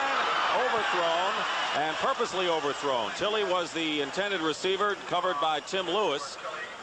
Stump Mitchell, we were seeing him on that run as run off not only that 39-yard play, but he set up that first touchdown in the first quarter when he ran 25 yards on a fake punt play, setting up Lomax's touchdown pass to Tilley. So he's been a valuable big play performer for the Cardinals. It'll be 2nd and 10 at the 12-yard line. And you're right, Hank, it doesn't take much. Big play here, big play there, and you're back in it. Yeah, and they have the capacity to do that. They just have to execute and get it done. Anderson, number 32, back in there for the Cardinals. 9:21 to play in the 3rd quarter. Otis gets the call. Up the middle. Anderson at the 5. And to the 3-yard line. That's what they pay him to do. Otis Anderson. It'll be 3rd down, and let's see if he has the 1st down. It's close. Bostic, a good block. Watch the right tackle, Tootie Robbins, pulling on the play. And he gets through there in good shape and fights his way through the traffic and takes it down to about the 2-yard line. Anderson is big and is strong. He's 220. He's 6'2". Last year he weighed 230. He's lost 10 pounds and he feels a little quicker.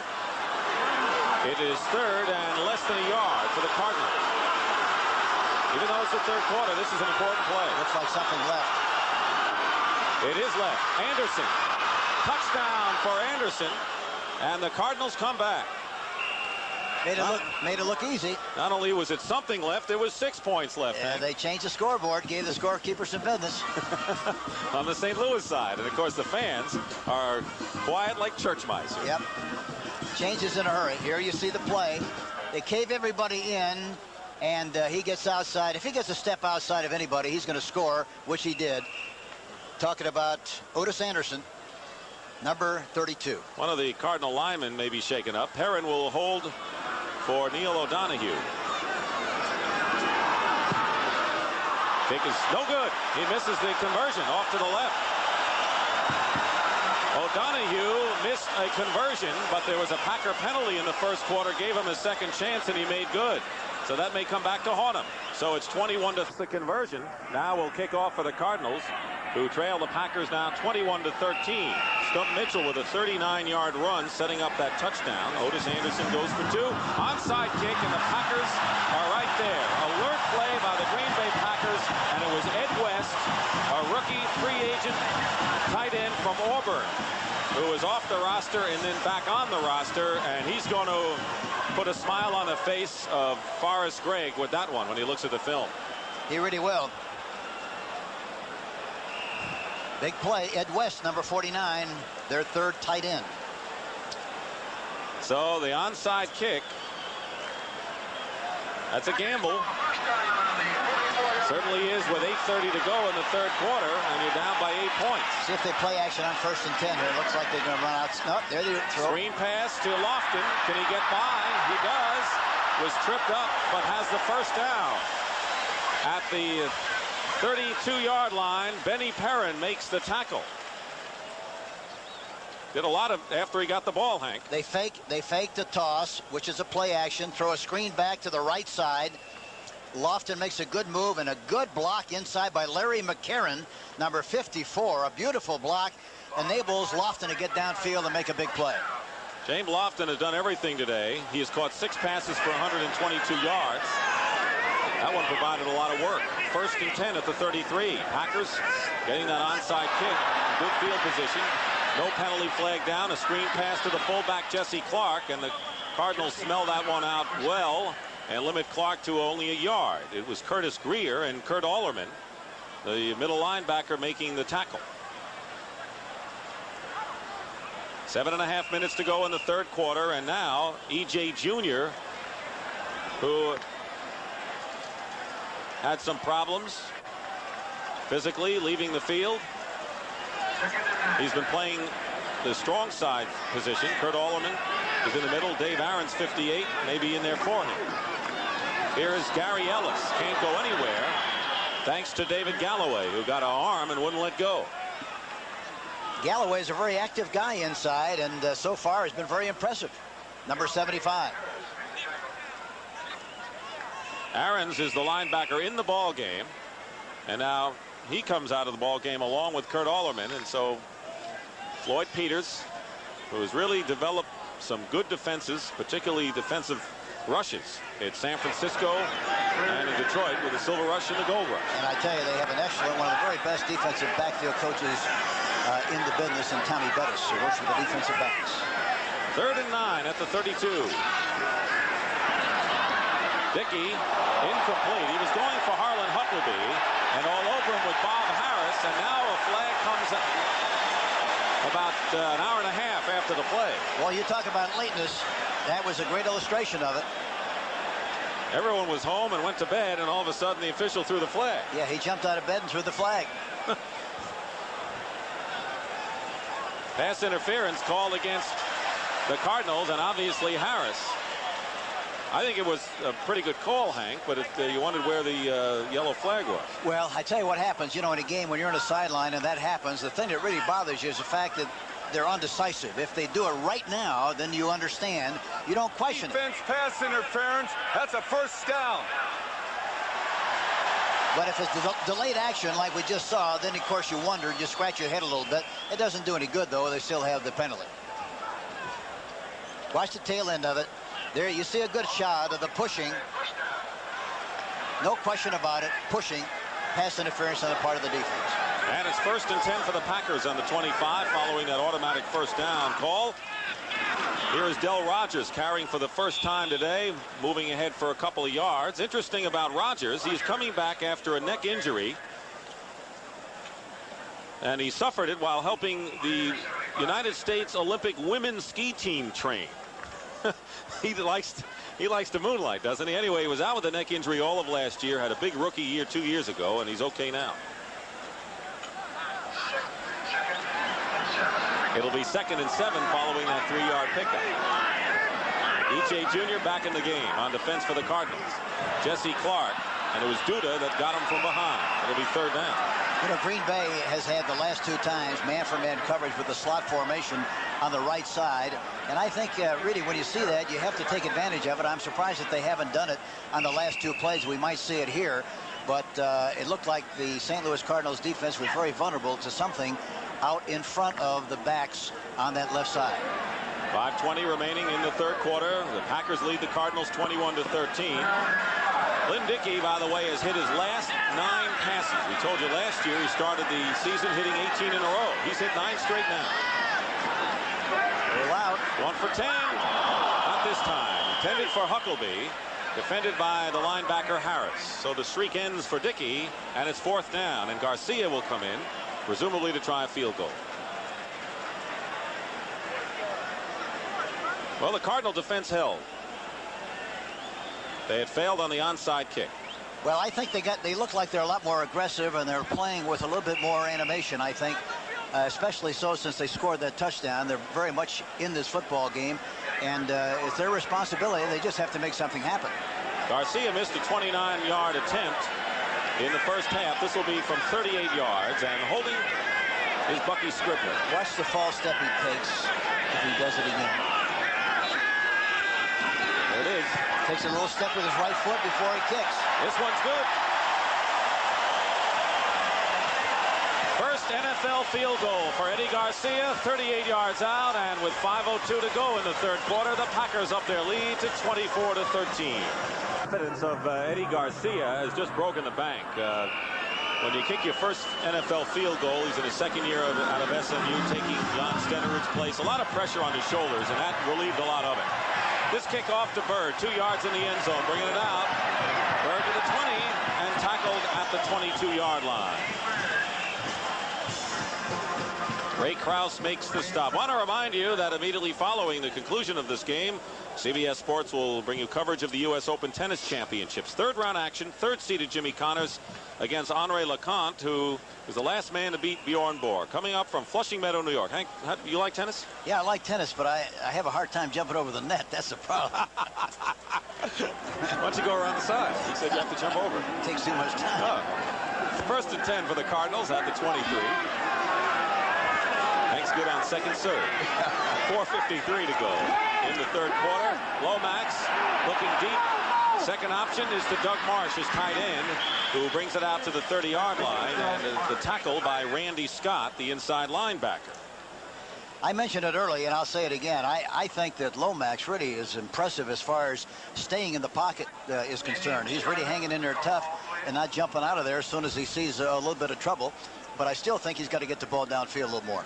Well, he's got Roy Green, and we haven't seen Cedric Mack, who has become the second Cardinal two-way man. Actually, Mack can play in the secondary. That's what he was drafted for, but has been moved to wide receiver. Great speed and good hands. We haven't seen him attempted. Well, when you have lightning on the outside, well, you got to do something with the lightning and make something happen. Second down and 3 at the 30. Winding down to 4 minutes to go in the third quarter. Here's Otis Anderson. Anderson has the first down. Carries a couple of Packers with him as he gets to the 37-yard line. Tom Flynn and Terry Jones make the tackle. Terry Jones, the nose tackle, was out from the beginning last year. Suffered a torn Achilles tendon on the first play of the season against Houston and out all year. First down. He was the starter the 2 previous seasons. Turner, the backup, was gone, and so is Byron Braggs. Keep in mind that the Packers have been playing without Ezra Johnson, who led them in quarterback sacks last year. First down at the 36 for St. Louis. Well, look at all the room they got on the right side here, on the left corner on Mark Lee. Lomax. There it is. Going to Green. He's got it in midfield. Tom Flynn hits him. That's like Hank, I guess it's one of those plays that if you really hit it right, you can go all the way on it. Yeah, you're running inside the defensive backs. It was 1-for-1 coverage, and he's playing very soft, and you got to take advantage. I think there's about 10 or 12 times in a game where you have an opportunity to make a big play, and I think if you succeed in trying to do it 10 or 12 times, you get 3. You ought to get 3 or 4 touchdowns. You know, you ought to win the football game. But you got to take advantage of it when you see it. They did that last time. That was a 14-yard pickup. They mark it at the 49 of Green Bay. Anderson runs into traffic, tries for the second effort, and gets about 3.5 yards. Tackle made by Mike Douglas and Tim Lewis, the second-year cornerback out of the University of Pittsburgh. I tell you, the defense of the Green Bay Packers they're hanging in there tough, doing a good job. You see on the right side, Donnie Humphrey, number 79. You see Douglas. You see Cumbie coming into the picture. He's coming in from the inside, and finally makes the play. But there's a good response, a good reaction. Their reading and reaction to the play has been very outstanding.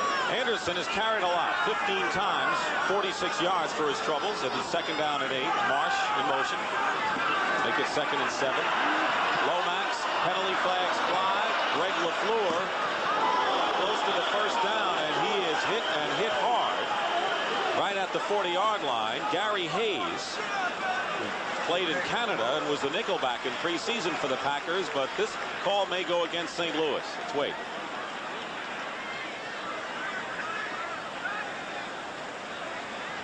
Holding, offense, number 63. It's against Tootie Robbins, the right tackle. You know, Dick, sometimes you fool yourself, even though there's double coverage, when you have great receivers on the outside.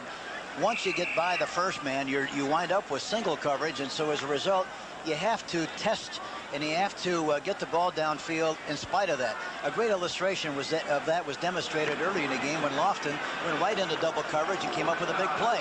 So, you know, those big league people are going to make big league plays. You got to get the ball to them. So the Packers have yet to be penalized today. It's second down and 17 back at the 43-yard line. Lomax needs to pick up a chunk of yards. He's got LaFleur. Looks like the same play as the one he ran before, and he almost got to the place he got before. In fact, he's within 1.5 yards of a first down. Neil Lomax with a great finish last year. Watch again. He's got plenty of time, good protection. Goes back into the pocket. Got a good lane to throw to. They drop off on the outside. LaFleur makes the catch and is finally knocked out of bounds. And now it's 3rd and short. Gary Hayes and George Cumbie made the tackle. LaFleur goes out of the ball game. Doug Marsh replaces him. It is 3rd and 2 with 1:39 remaining in the 3rd quarter.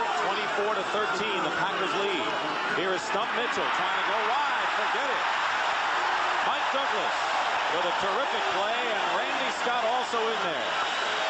But it was Douglas who made the first hit, and now you know why. The cat quick Douglas is the big play man. And by the way, he's really responded to the challenge of the backup Cliff Lewis, who did very well early in preseason. Well, the competitive urge to succeed is very strong with Douglas, and he's a great player anyhow. He's not very large.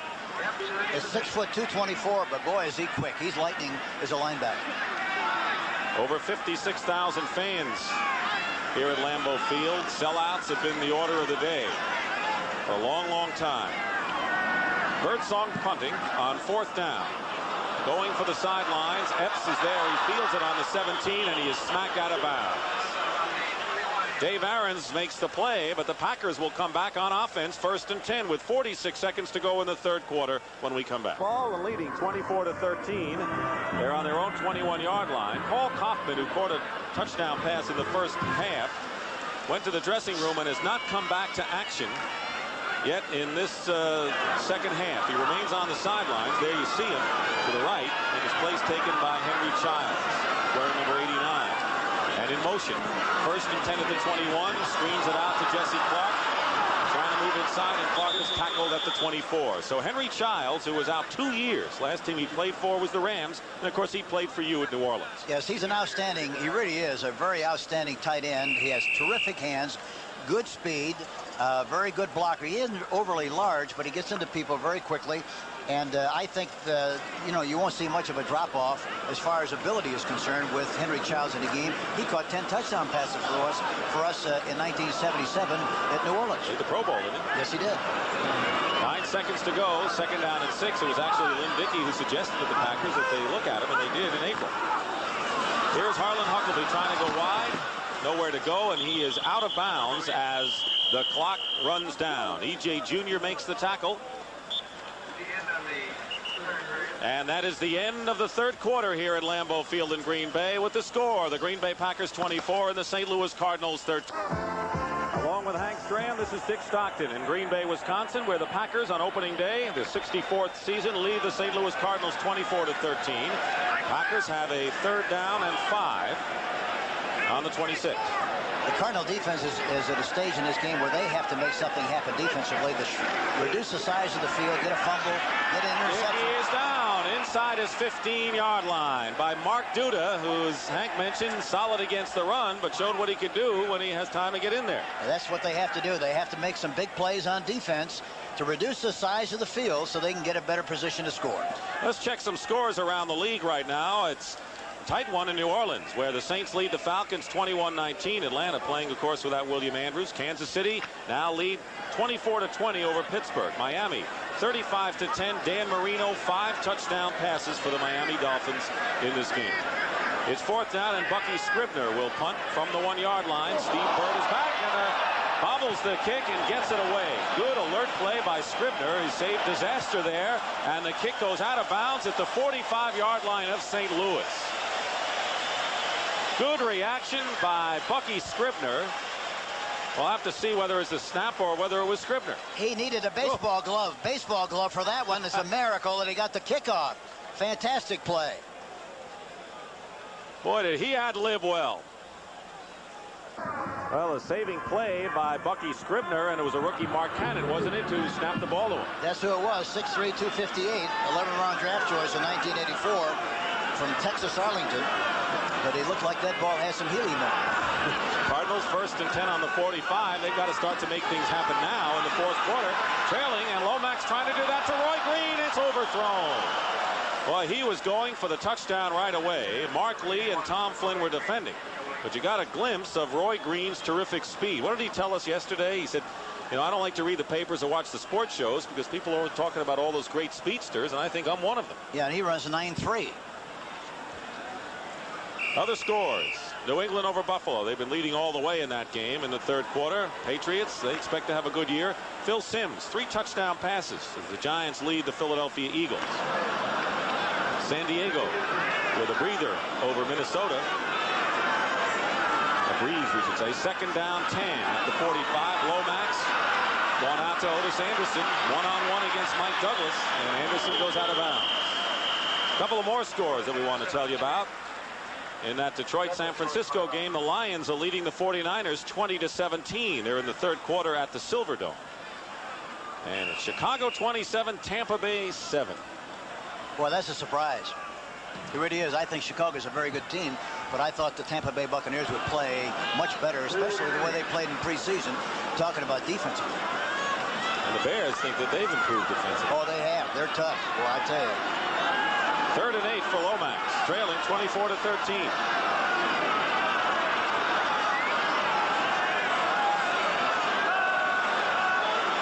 High snap. Lomax settles, dumps it off to Stump Mitchell. He's going to have a first down, and Mitchell will settle for out of bounds at the 37-yard line. So we have had a couple of bad snaps, and we've had a couple of people compensate. Lomax right here, Hank. Boy, that's really a terrific play. You don't really understand how tough it is to make that kind of a play and then have to throw the ball to the right guy and make a big play out of it. Stump Mitchell does a good job of running and gets the necessary yardage for the first down, but a terrific play by Neil Lomax. A 16-yard gain. Lomax is 18 for 24 for 185 yards. As you pointed out, he hasn't gone for the deep one, or at least hasn't clicked on it. 1st and 10 at the 37-yard line of Green Bay. Otis Anderson leaps over one defender, still going, and is tackled at the 36 by Tom Flynn. Now for an NFL Today update, let's go to Brent Musburger in New York. Brent? Dick, it's the Chicago Bears, that team that Jimmy the Greek says is going to win the NFC this year, and it is Matsui powering over the top against the Buccaneers, and the Bears now are in solid command in Soldier Field, and the Cubs, they lead Atlanta 2-0. Dick, everything's up to date in Chi-Town right now. Matsui, they like him inside in goal line situations, Brent, of course, and the Chicago Bears leading. That's how they got their 27th point. Right here it's 2nd and 6 at the 33-yard line. Doug Marsh in motion. Lomax going for Marsh, and he's got it at the 10-yard line. So he sent his tight end in motion, and Marsh was wide open. Markley makes the tackle, and all of a sudden the Cardinals, knocking on the Packer door, have a 1st and goal. Great illustration again, Dick. They have to throw the ball downfield more than they have. Good protection. He steps up into the pocket. Look at, he's wide open right down the seam of the zone. Doug Marsh, he makes the catch, and of course they have the ball on the 10-yard line. But I think that kind of a play has been open a lot during the course of the afternoon, and that was the first time really that they took advantage of it. A lot of people had doubts about him as a receiver, but he has emerged as a reliable receiver after 3 inconsistent years. Emmett Thomas, who works for the receiver, was a great back for us in Kansas City, told me before the game that he's going to be outstanding. 1st and 10, Anderson going wide, and John Anderson is right there. Otis Anderson has not really been able to break one today, and it seems that the Packers said, look, if you do nothing else, watch Otis Anderson when he carries the ball. Well, that's a good approach, because he's a guy that usually from a running standpoint is going to beat you, and from a containment standpoint, the Green Bay Packers have been super. He has scored a touchdown. It is 2nd down and 9, actually 2nd and goal. Otis Anderson, who caught 54 passes.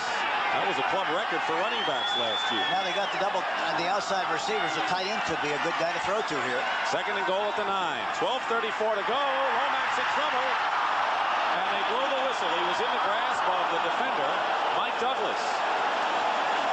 And the Cardinals don't like it. They think it was a quick whistle, and that's what Lomax is telling Ben Dreith right now. That's what's bad about the rule. When you have an athlete who plays quarterback and has great escapability skill, it seems unfair to deprive him of the opportunity to run through the grasp of somebody. Here you see it. Now Douglas gets a piece of him, and the official said he has him in the grasp and blows the whistle. But here again, a big, strong quarterback should have the opportunity to run and really express his ability. He's big, and that's what coaches want, a big quarterback who can do just that. So a loss on the play. It'll be 3rd and goal at the 13. Cardinals trailing 24-13. Really need to get something on the scoreboard out of this. They got single coverage on the right side. Cedric Mack, number 47, is in the game at wide receiver, and there he goes. Penalty flag is down in the end zone. Robert Brown smothered Neil Lomax, but there is a penalty. Third flags on the play. And this could be a big penalty. Delay of the game against St. Louis. The 30-second clock had expired. So Jim Hannafin is seeing the Cardinals go the other way. They're backing up.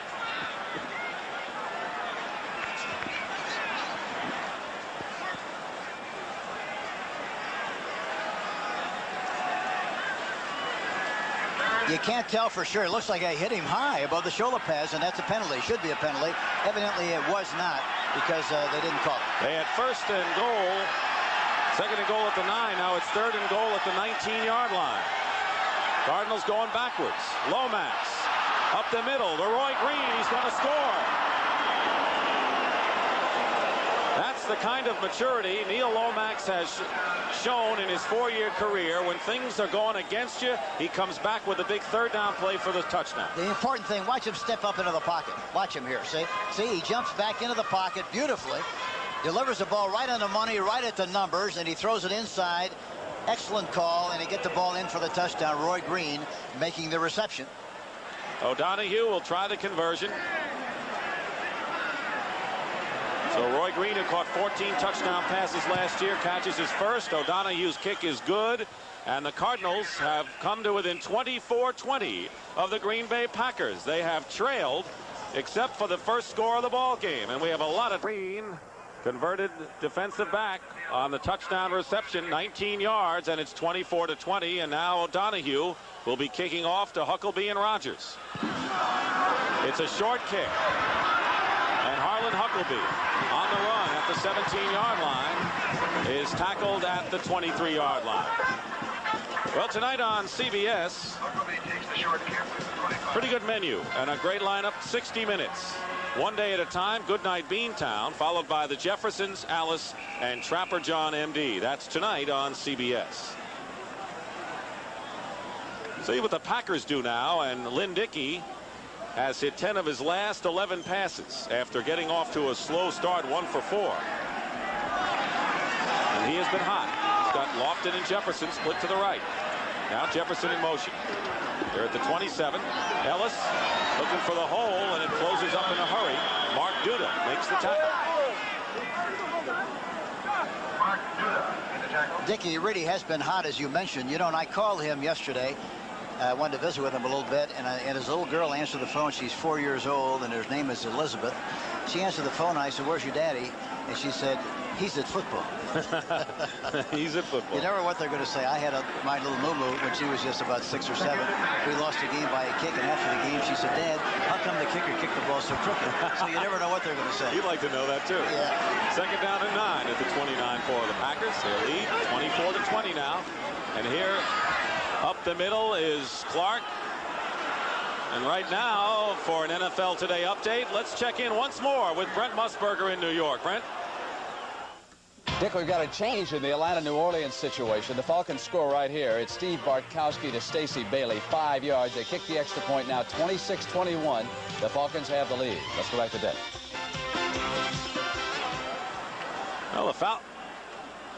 Well, the Falcons are hanging tough there, Hank. That's surprising because they're kind of a battered and bruised football team, really doing a terrific job of playing the New Orleans Saints. 3rd and 5, a swing pass out to Ellis, short of a first down, I believe, knocked out of bounds by Bob Harris. It was an old college play, a rollout and a short pass to the back. Well, you know, the great thing about a rollout is that you move the pocket enough where the defense can't say he's always going to be in the same place, so we're going to rush for that spot, even though he doesn't roll out a lot. If he rolls out a few times like Dickey has done, at least it puts a little bit more pressure on the quarterback, on the defense, and they don't know where to expect him to throw the ball on other occasions, and makes it more effective. It is 4th down, and Forrest Gregg, with less than a yard, is not going to play any games now. He's going to send out Bucky Scribner to kick the ball away. He's leading 24-20, and no reason to gamble with a lot of time remaining at 10:15. You know, yes, we talked about Forrest Gregg and what kind of respect or maybe fear the players have. When we talked to him in the lobby of the Packers offices, the players were inside. They were afraid to come out and walk by him. Yeah, it's funny, and that usually happens when you have a change. High snap, trouble. Scribner in trouble. Throws a Gallup-Premium pass, but an illegal pass receiver downfield is the obvious call. He's a quick thinker, but he threw the ball away and went for Cliff Lewis, a linebacker. Mark Cannon, that's the second bad one. He threw another elevator ball back there. It was still going up. And he made a sensational catch just to make the play again. Yeah. You know, boy, that's murder. You know, they let Larry Rubens go, and they kept Cannon, the rookie, the 11th round draft pick, as you mentioned. Offense had about 3 ineligible men downfield on that pass. What is it? About 3, huh? Now watch where the ball goes. There it is. You got to be Will Chamberlain back there to kick the ball with that kind of a snap. It's a miracle he got rid of the ball like he did. You know, Hank, the good thing for the Packers is that Lewis caught it, and now the Packers at least get a chance to kick it again. Exactly right. The other way would have been the bye-bye blues. It'd have been all over. That snap is more realistic. A good kick, a deep kick. Bird going way back. Boy, he sent him back to the 15. And Bird is hit at the 30-yard line. A 53-yard punt by Bucky Scribner gets him out of danger. Boy, he deserves a lot of credit for what he's done. The Packers at one point were leading 21-7 and 24-13. Now it's 24-20. We have a lot of time. 9:54 remaining in the ball game, and Neil Lomax has been very steady, as Hank has pointed out, and alert, matured. He's 20 of 26 for 222 yards, 2 touchdown passes and 1 interception. 1st and 10 on the 30, hits Pat Tilley out of bounds and picks up maybe about 9 yards on the play. Mark Lee knocks him out of bounds. Pat Tilley. You know, talking about Lomax, some people have said in the past that in 1981, Lawrence Taylor on a blitz hit Lomax from the backside and disjointed the ball and really got a great shot on Lomax. And from that time on, he seemed to be a little bit antsy back in the pocket. But I don't think there's any illustration at all or demonstration of it at all here this afternoon. Boy, he's been sensational, I think, of staying in the pocket and making things happen. 2nd down and 1. Here is Stump Mitchell. Breaks one. Stump Mitchell with Flynn to beat, and he's out of bounds. Stump Mitchell is an unsung hero for the Cardinals. He got a great block from Louis Sharp, and Mitchell has a 1st down and almost went all the way for the touchdown right there and picks up 28 yards. Terry Steve is pulling on the play, and a very good block by number 67, Louis Sharp. Boy, a good block by Terry Steve and Sharp. And of course, I had Steve at New Orleans, and he too is a terrific offensive football player at left guard. Mitchell, look at that. 4 carries, 88 yards. 1 was on a fake punt. Jim Hannafin, boy, what a great guy he is, and he's done a terrific job.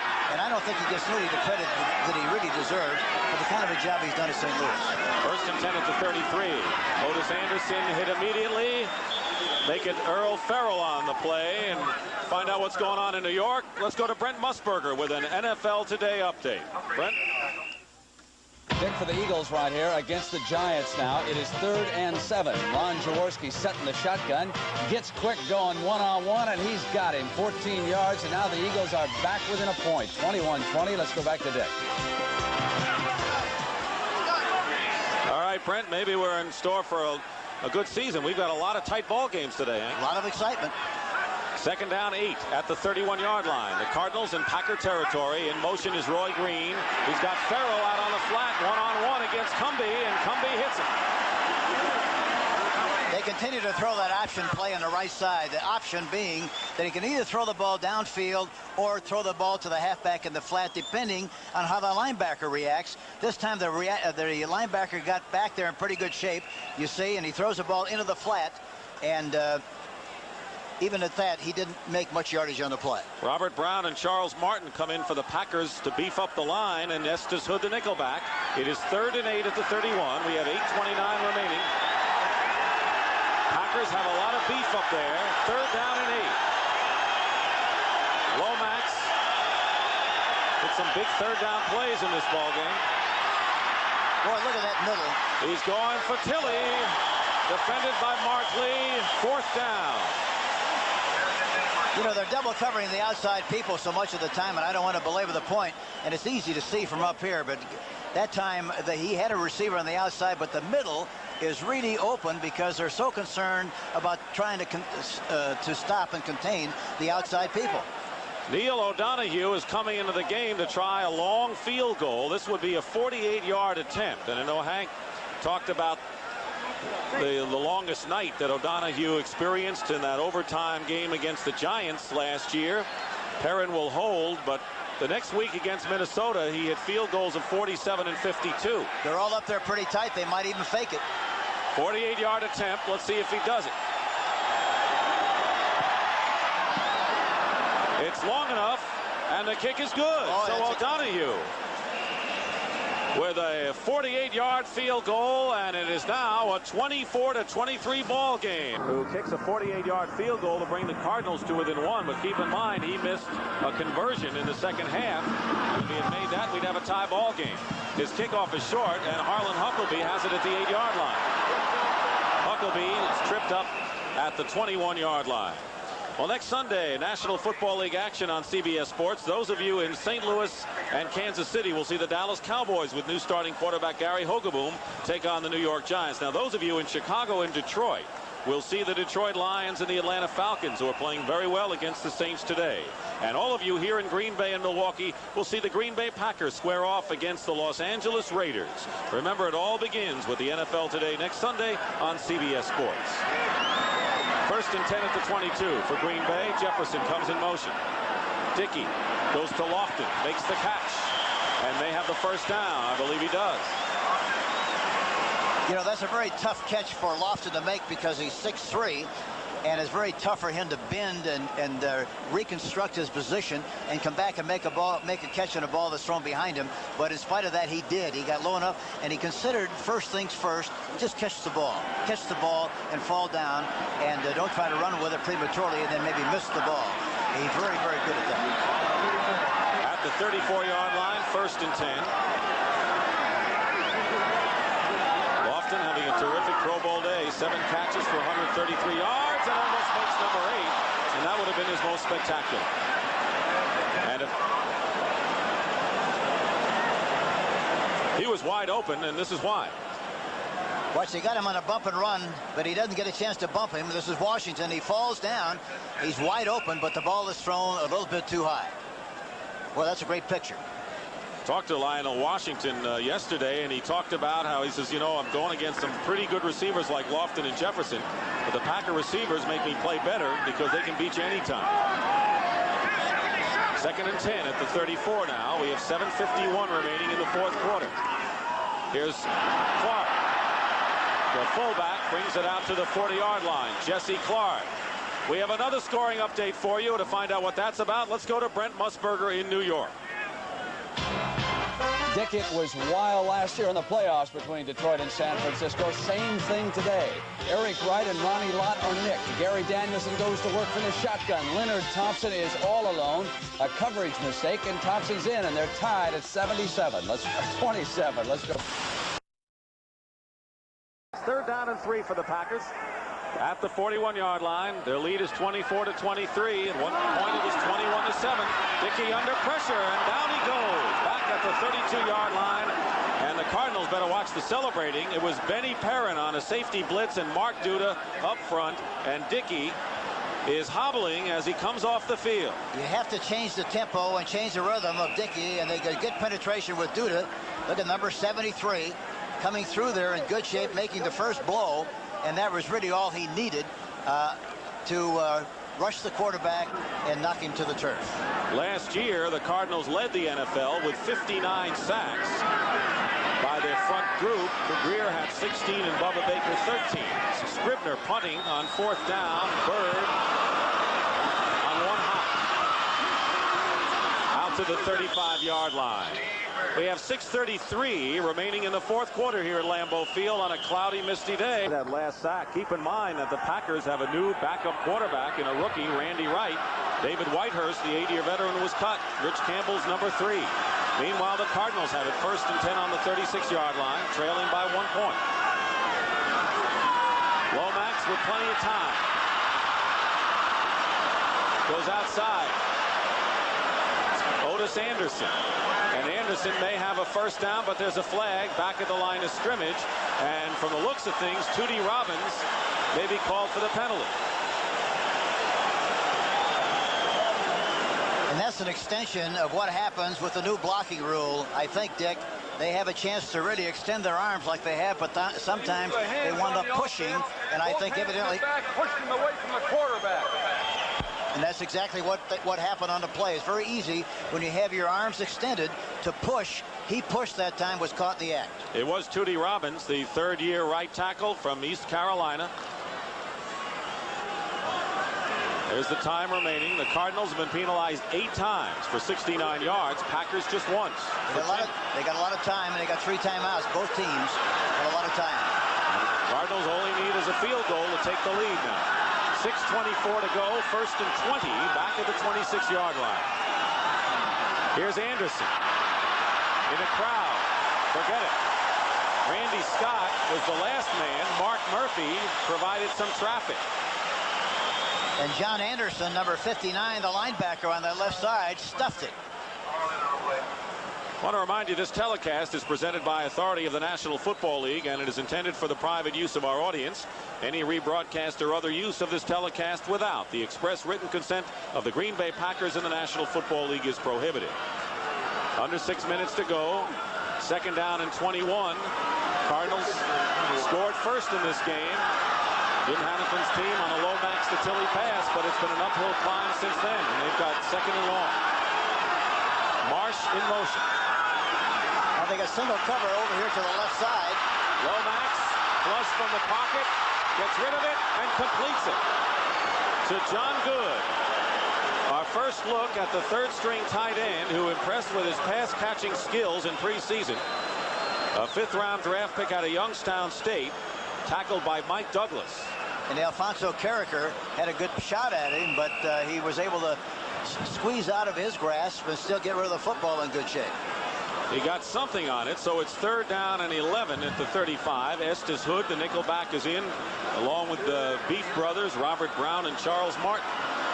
This kind of a play, Dick, they really have to really do a good job of pass protection. They got to throw the ball downfield. They got to get the yardage.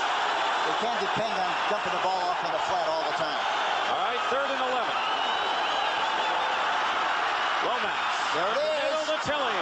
And Pat Tilly has a 1st down in the Packer territory at the 45-yard line. He split the difference up the middle. He had the time and a good pattern. 20 yards to Pat Tilly. We'll see a good picture of it here. They double cover the outside, and I've talked about that all afternoon, but the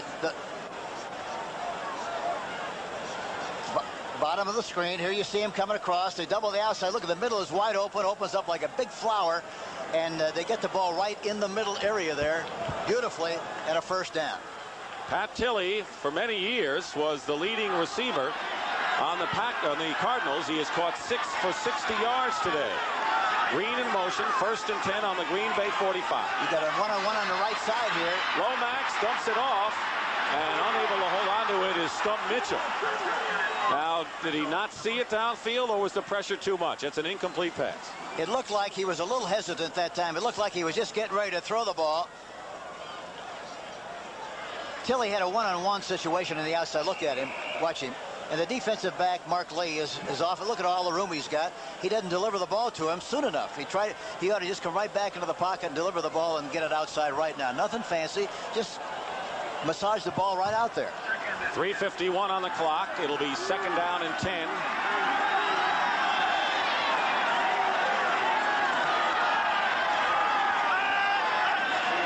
Blitz. And here is Love.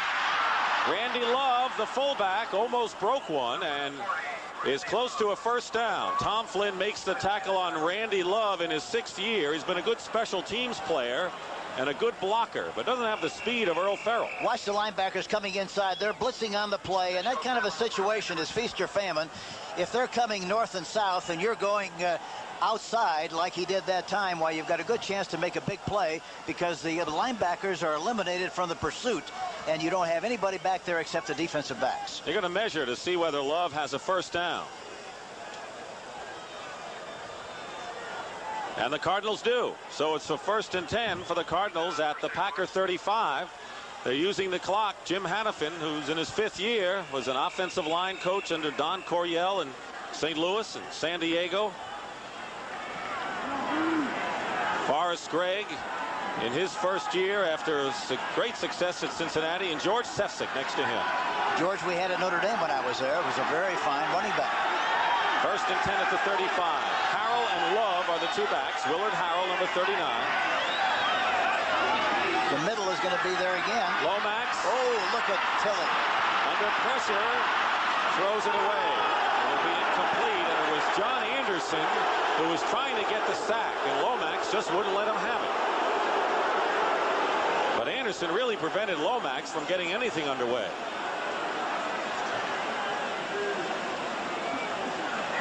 Watch Tilley, number 83. They're double cover the outside people. The linebackers coming. Look at Tilley in the middle area, just like he was before. Trying to come back. But here again, you know, it's a lot easier to be looking at things and seeing things up here at the press box than it is for the quarterback on the field. That's for sure. John Anderson trying to duck you. 2nd and 10 at the 35. 3:03 on the clock. Everyone has their full complement of timeouts. Dumps it off to Doug Marsh, the tight end. He's shy of the first down as he gets it to the 27-yard line. Mark Murphy makes the tackle.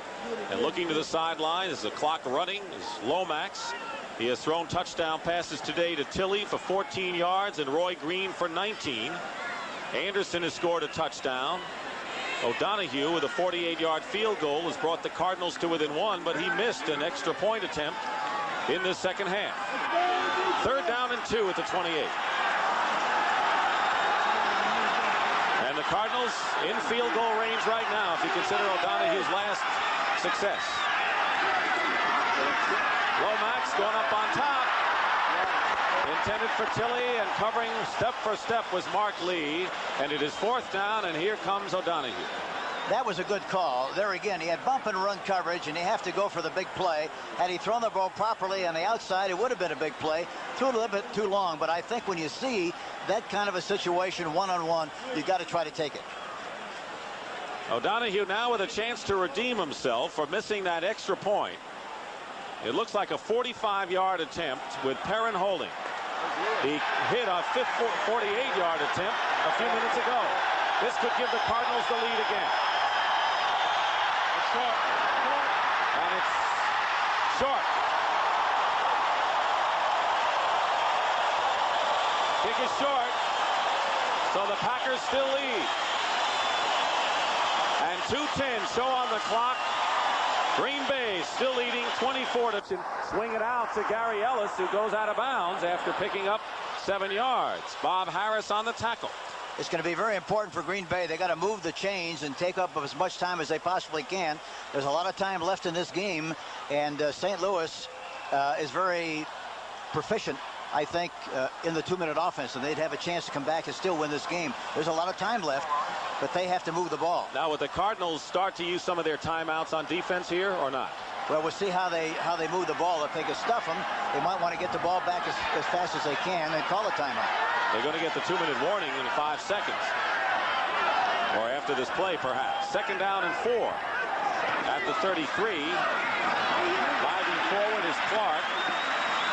And he is shy of a first down by a yard. But the clock continues to run, and now we'll have our 2-minute warning. 16 of 22 for 188, going 7 times to Lofton for 134 yards, but this may be on the ground. Might be a good play for time for play action. Ellis has a first down. First down, Green Bay. And it might have been a good time. Well, it's a situation where sometimes they're all ganged in there. They expect you to run the ball, and a play action will pop wide open, and you can get a big play. The Cardinals now have to call a timeout. It would have been a different story if they had held him, but they didn't, and now the Cardinals have to use one of their timeouts on defense right now with 1:51 showing.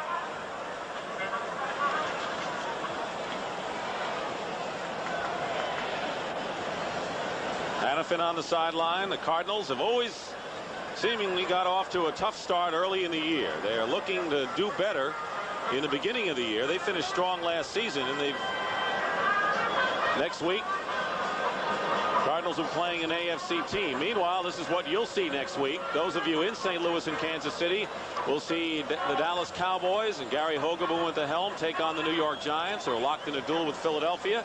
Those of you watching in Chicago and Detroit will see the Lions, who are in a battle with San Francisco, travel down to Atlanta to face the Falcons. And those of you here in Wisconsin, Green Bay, Milwaukee, will see the Packers go against the world champion Los Angeles Raiders. That'll be at 2:30 Central Time. The other game's at 11:30 Central, and it all begins with the NFL Today next Sunday on CBS Sports. First and 10 at the 30. Lynn Dickey throwing a touchdown pass to Paul Kaufman today. On the ground, Gary Ellis. They got to call another timeout here, Dick. Talking about the Cardinals. Final score, the 49ers beat the Lions 30-27. Ray Wersching kicked a 22-yard field goal with 4 seconds remaining to win it for the 49ers. One other game, Chicago leading Tampa Bay 27-7. How do you like that 49er Lion game? They had that great playoff last year. And Wersching, I'd like to know how many kicks he's made to win games for the San Francisco 49ers. He's been unbelievable. He has been, and because I remember a game last year when Ivory Sully blocked an attempt by Wersching, and the Rams won 10-7, but more often than not, he kicks winners. Well, he killed us a couple of times when I was coaching, and pressure kicks, but he made them. One timeout left for St. Louis, and they may have to use it on defense. Second down and 6 at the 43. They cannot allow Green Bay to get another first down. No, they can't.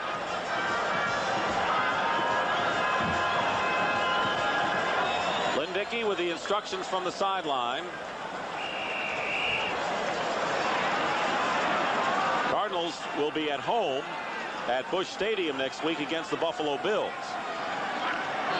You know, and Tim Hoffman, number 74, who started at right tackle for Craig Cook, seemingly has done a good job here this afternoon, too.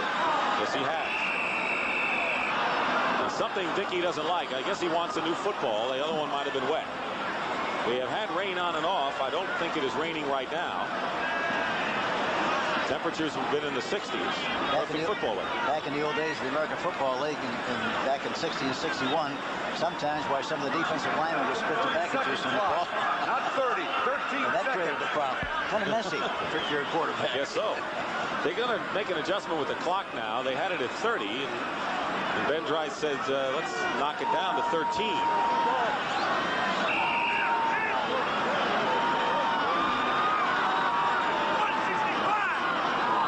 Second and 6 for Lynn Dickey. Blitz. Penalty flag down. Ellis to the 45-yard line. That's a bad penalty for the Cardinals if it is against them, because that would make it 2nd and 1 if it is against St. Louis. Bubba Baker getting up. It is against the Cardinals.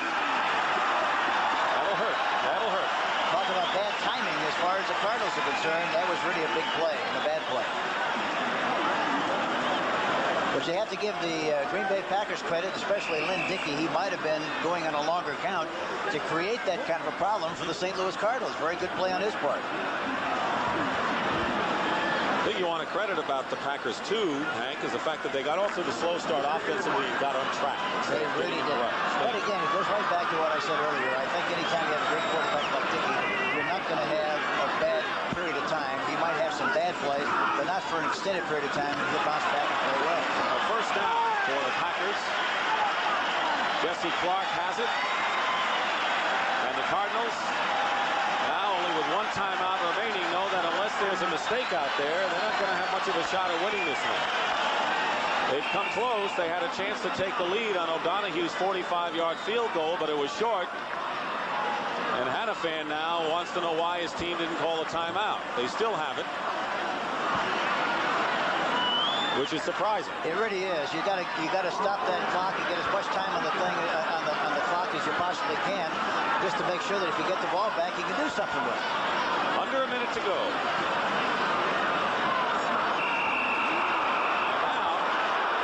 Dickey calls a timeout.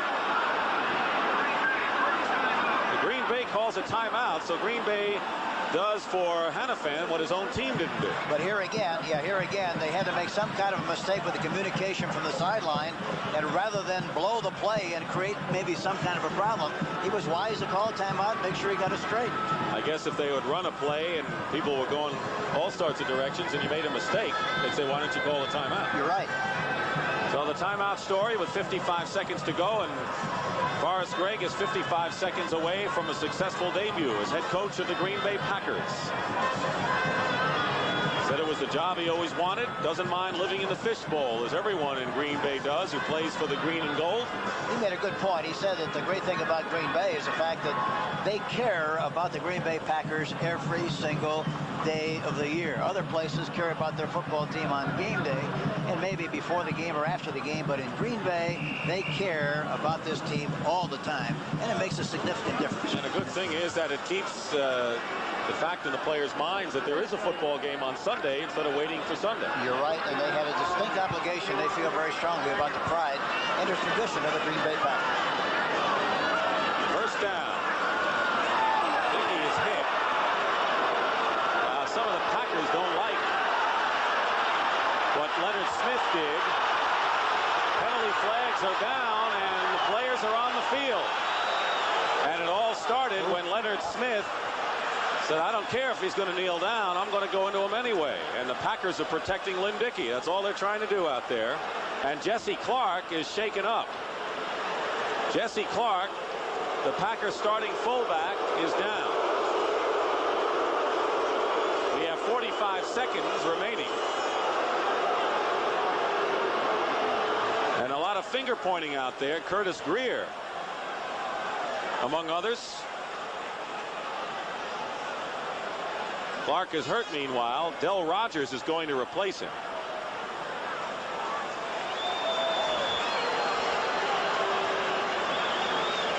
Clark comes off. Now let's see what happened when Dickey just tried the chicken kneel back there. Huh? Yeah, there he is. He tries the flop play. He goes down. He got a helmet in the back. And Dickey falls on Jesse Clark. And he's the one that really created the problem for Jesse Clark. On both teams. Offset.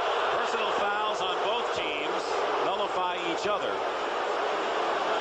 Hannafan looking at the scoreboard and knows that unless something out of the ordinary happens, Green Bay may survive in this one, leading 24-23. Clark, by the way, scored a touchdown. It was the tying touchdown in the second quarter.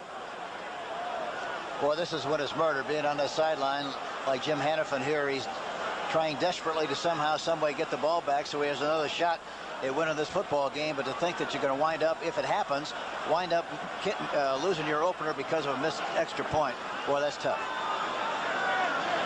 And it happened in the third quarter when it was 21-7 Green Bay. And Otis Anderson scored from 2 yards out. O'Donoghue missed the extra point, and it was 21-13. The penalties do stop the clock. That's one thing that does happen. 45 seconds remain. He goes down again, does Dickey. Neil O'Donoghue, who missed the conversion, but he did make good on a 48-yard field goal to bring the Cardinals to within one, then had a chance from 45 yards out to put St. Louis in front. Couldn't do it. Cardinals call their last timeout with 41 seconds to go.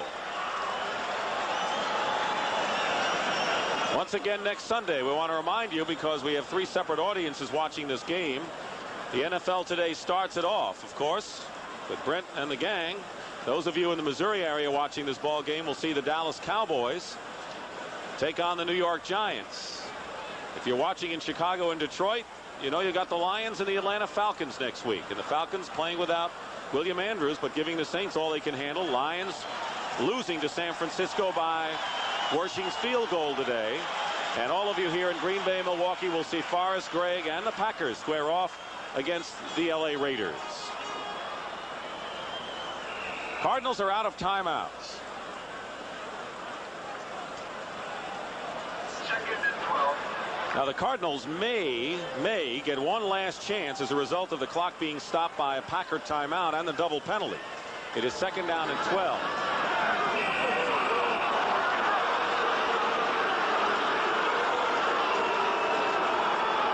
Likely. I tell you, they're really bringing those guys together around Hank after Dickey goes down there, but the crowd can sense It's over. that they're going to hang on.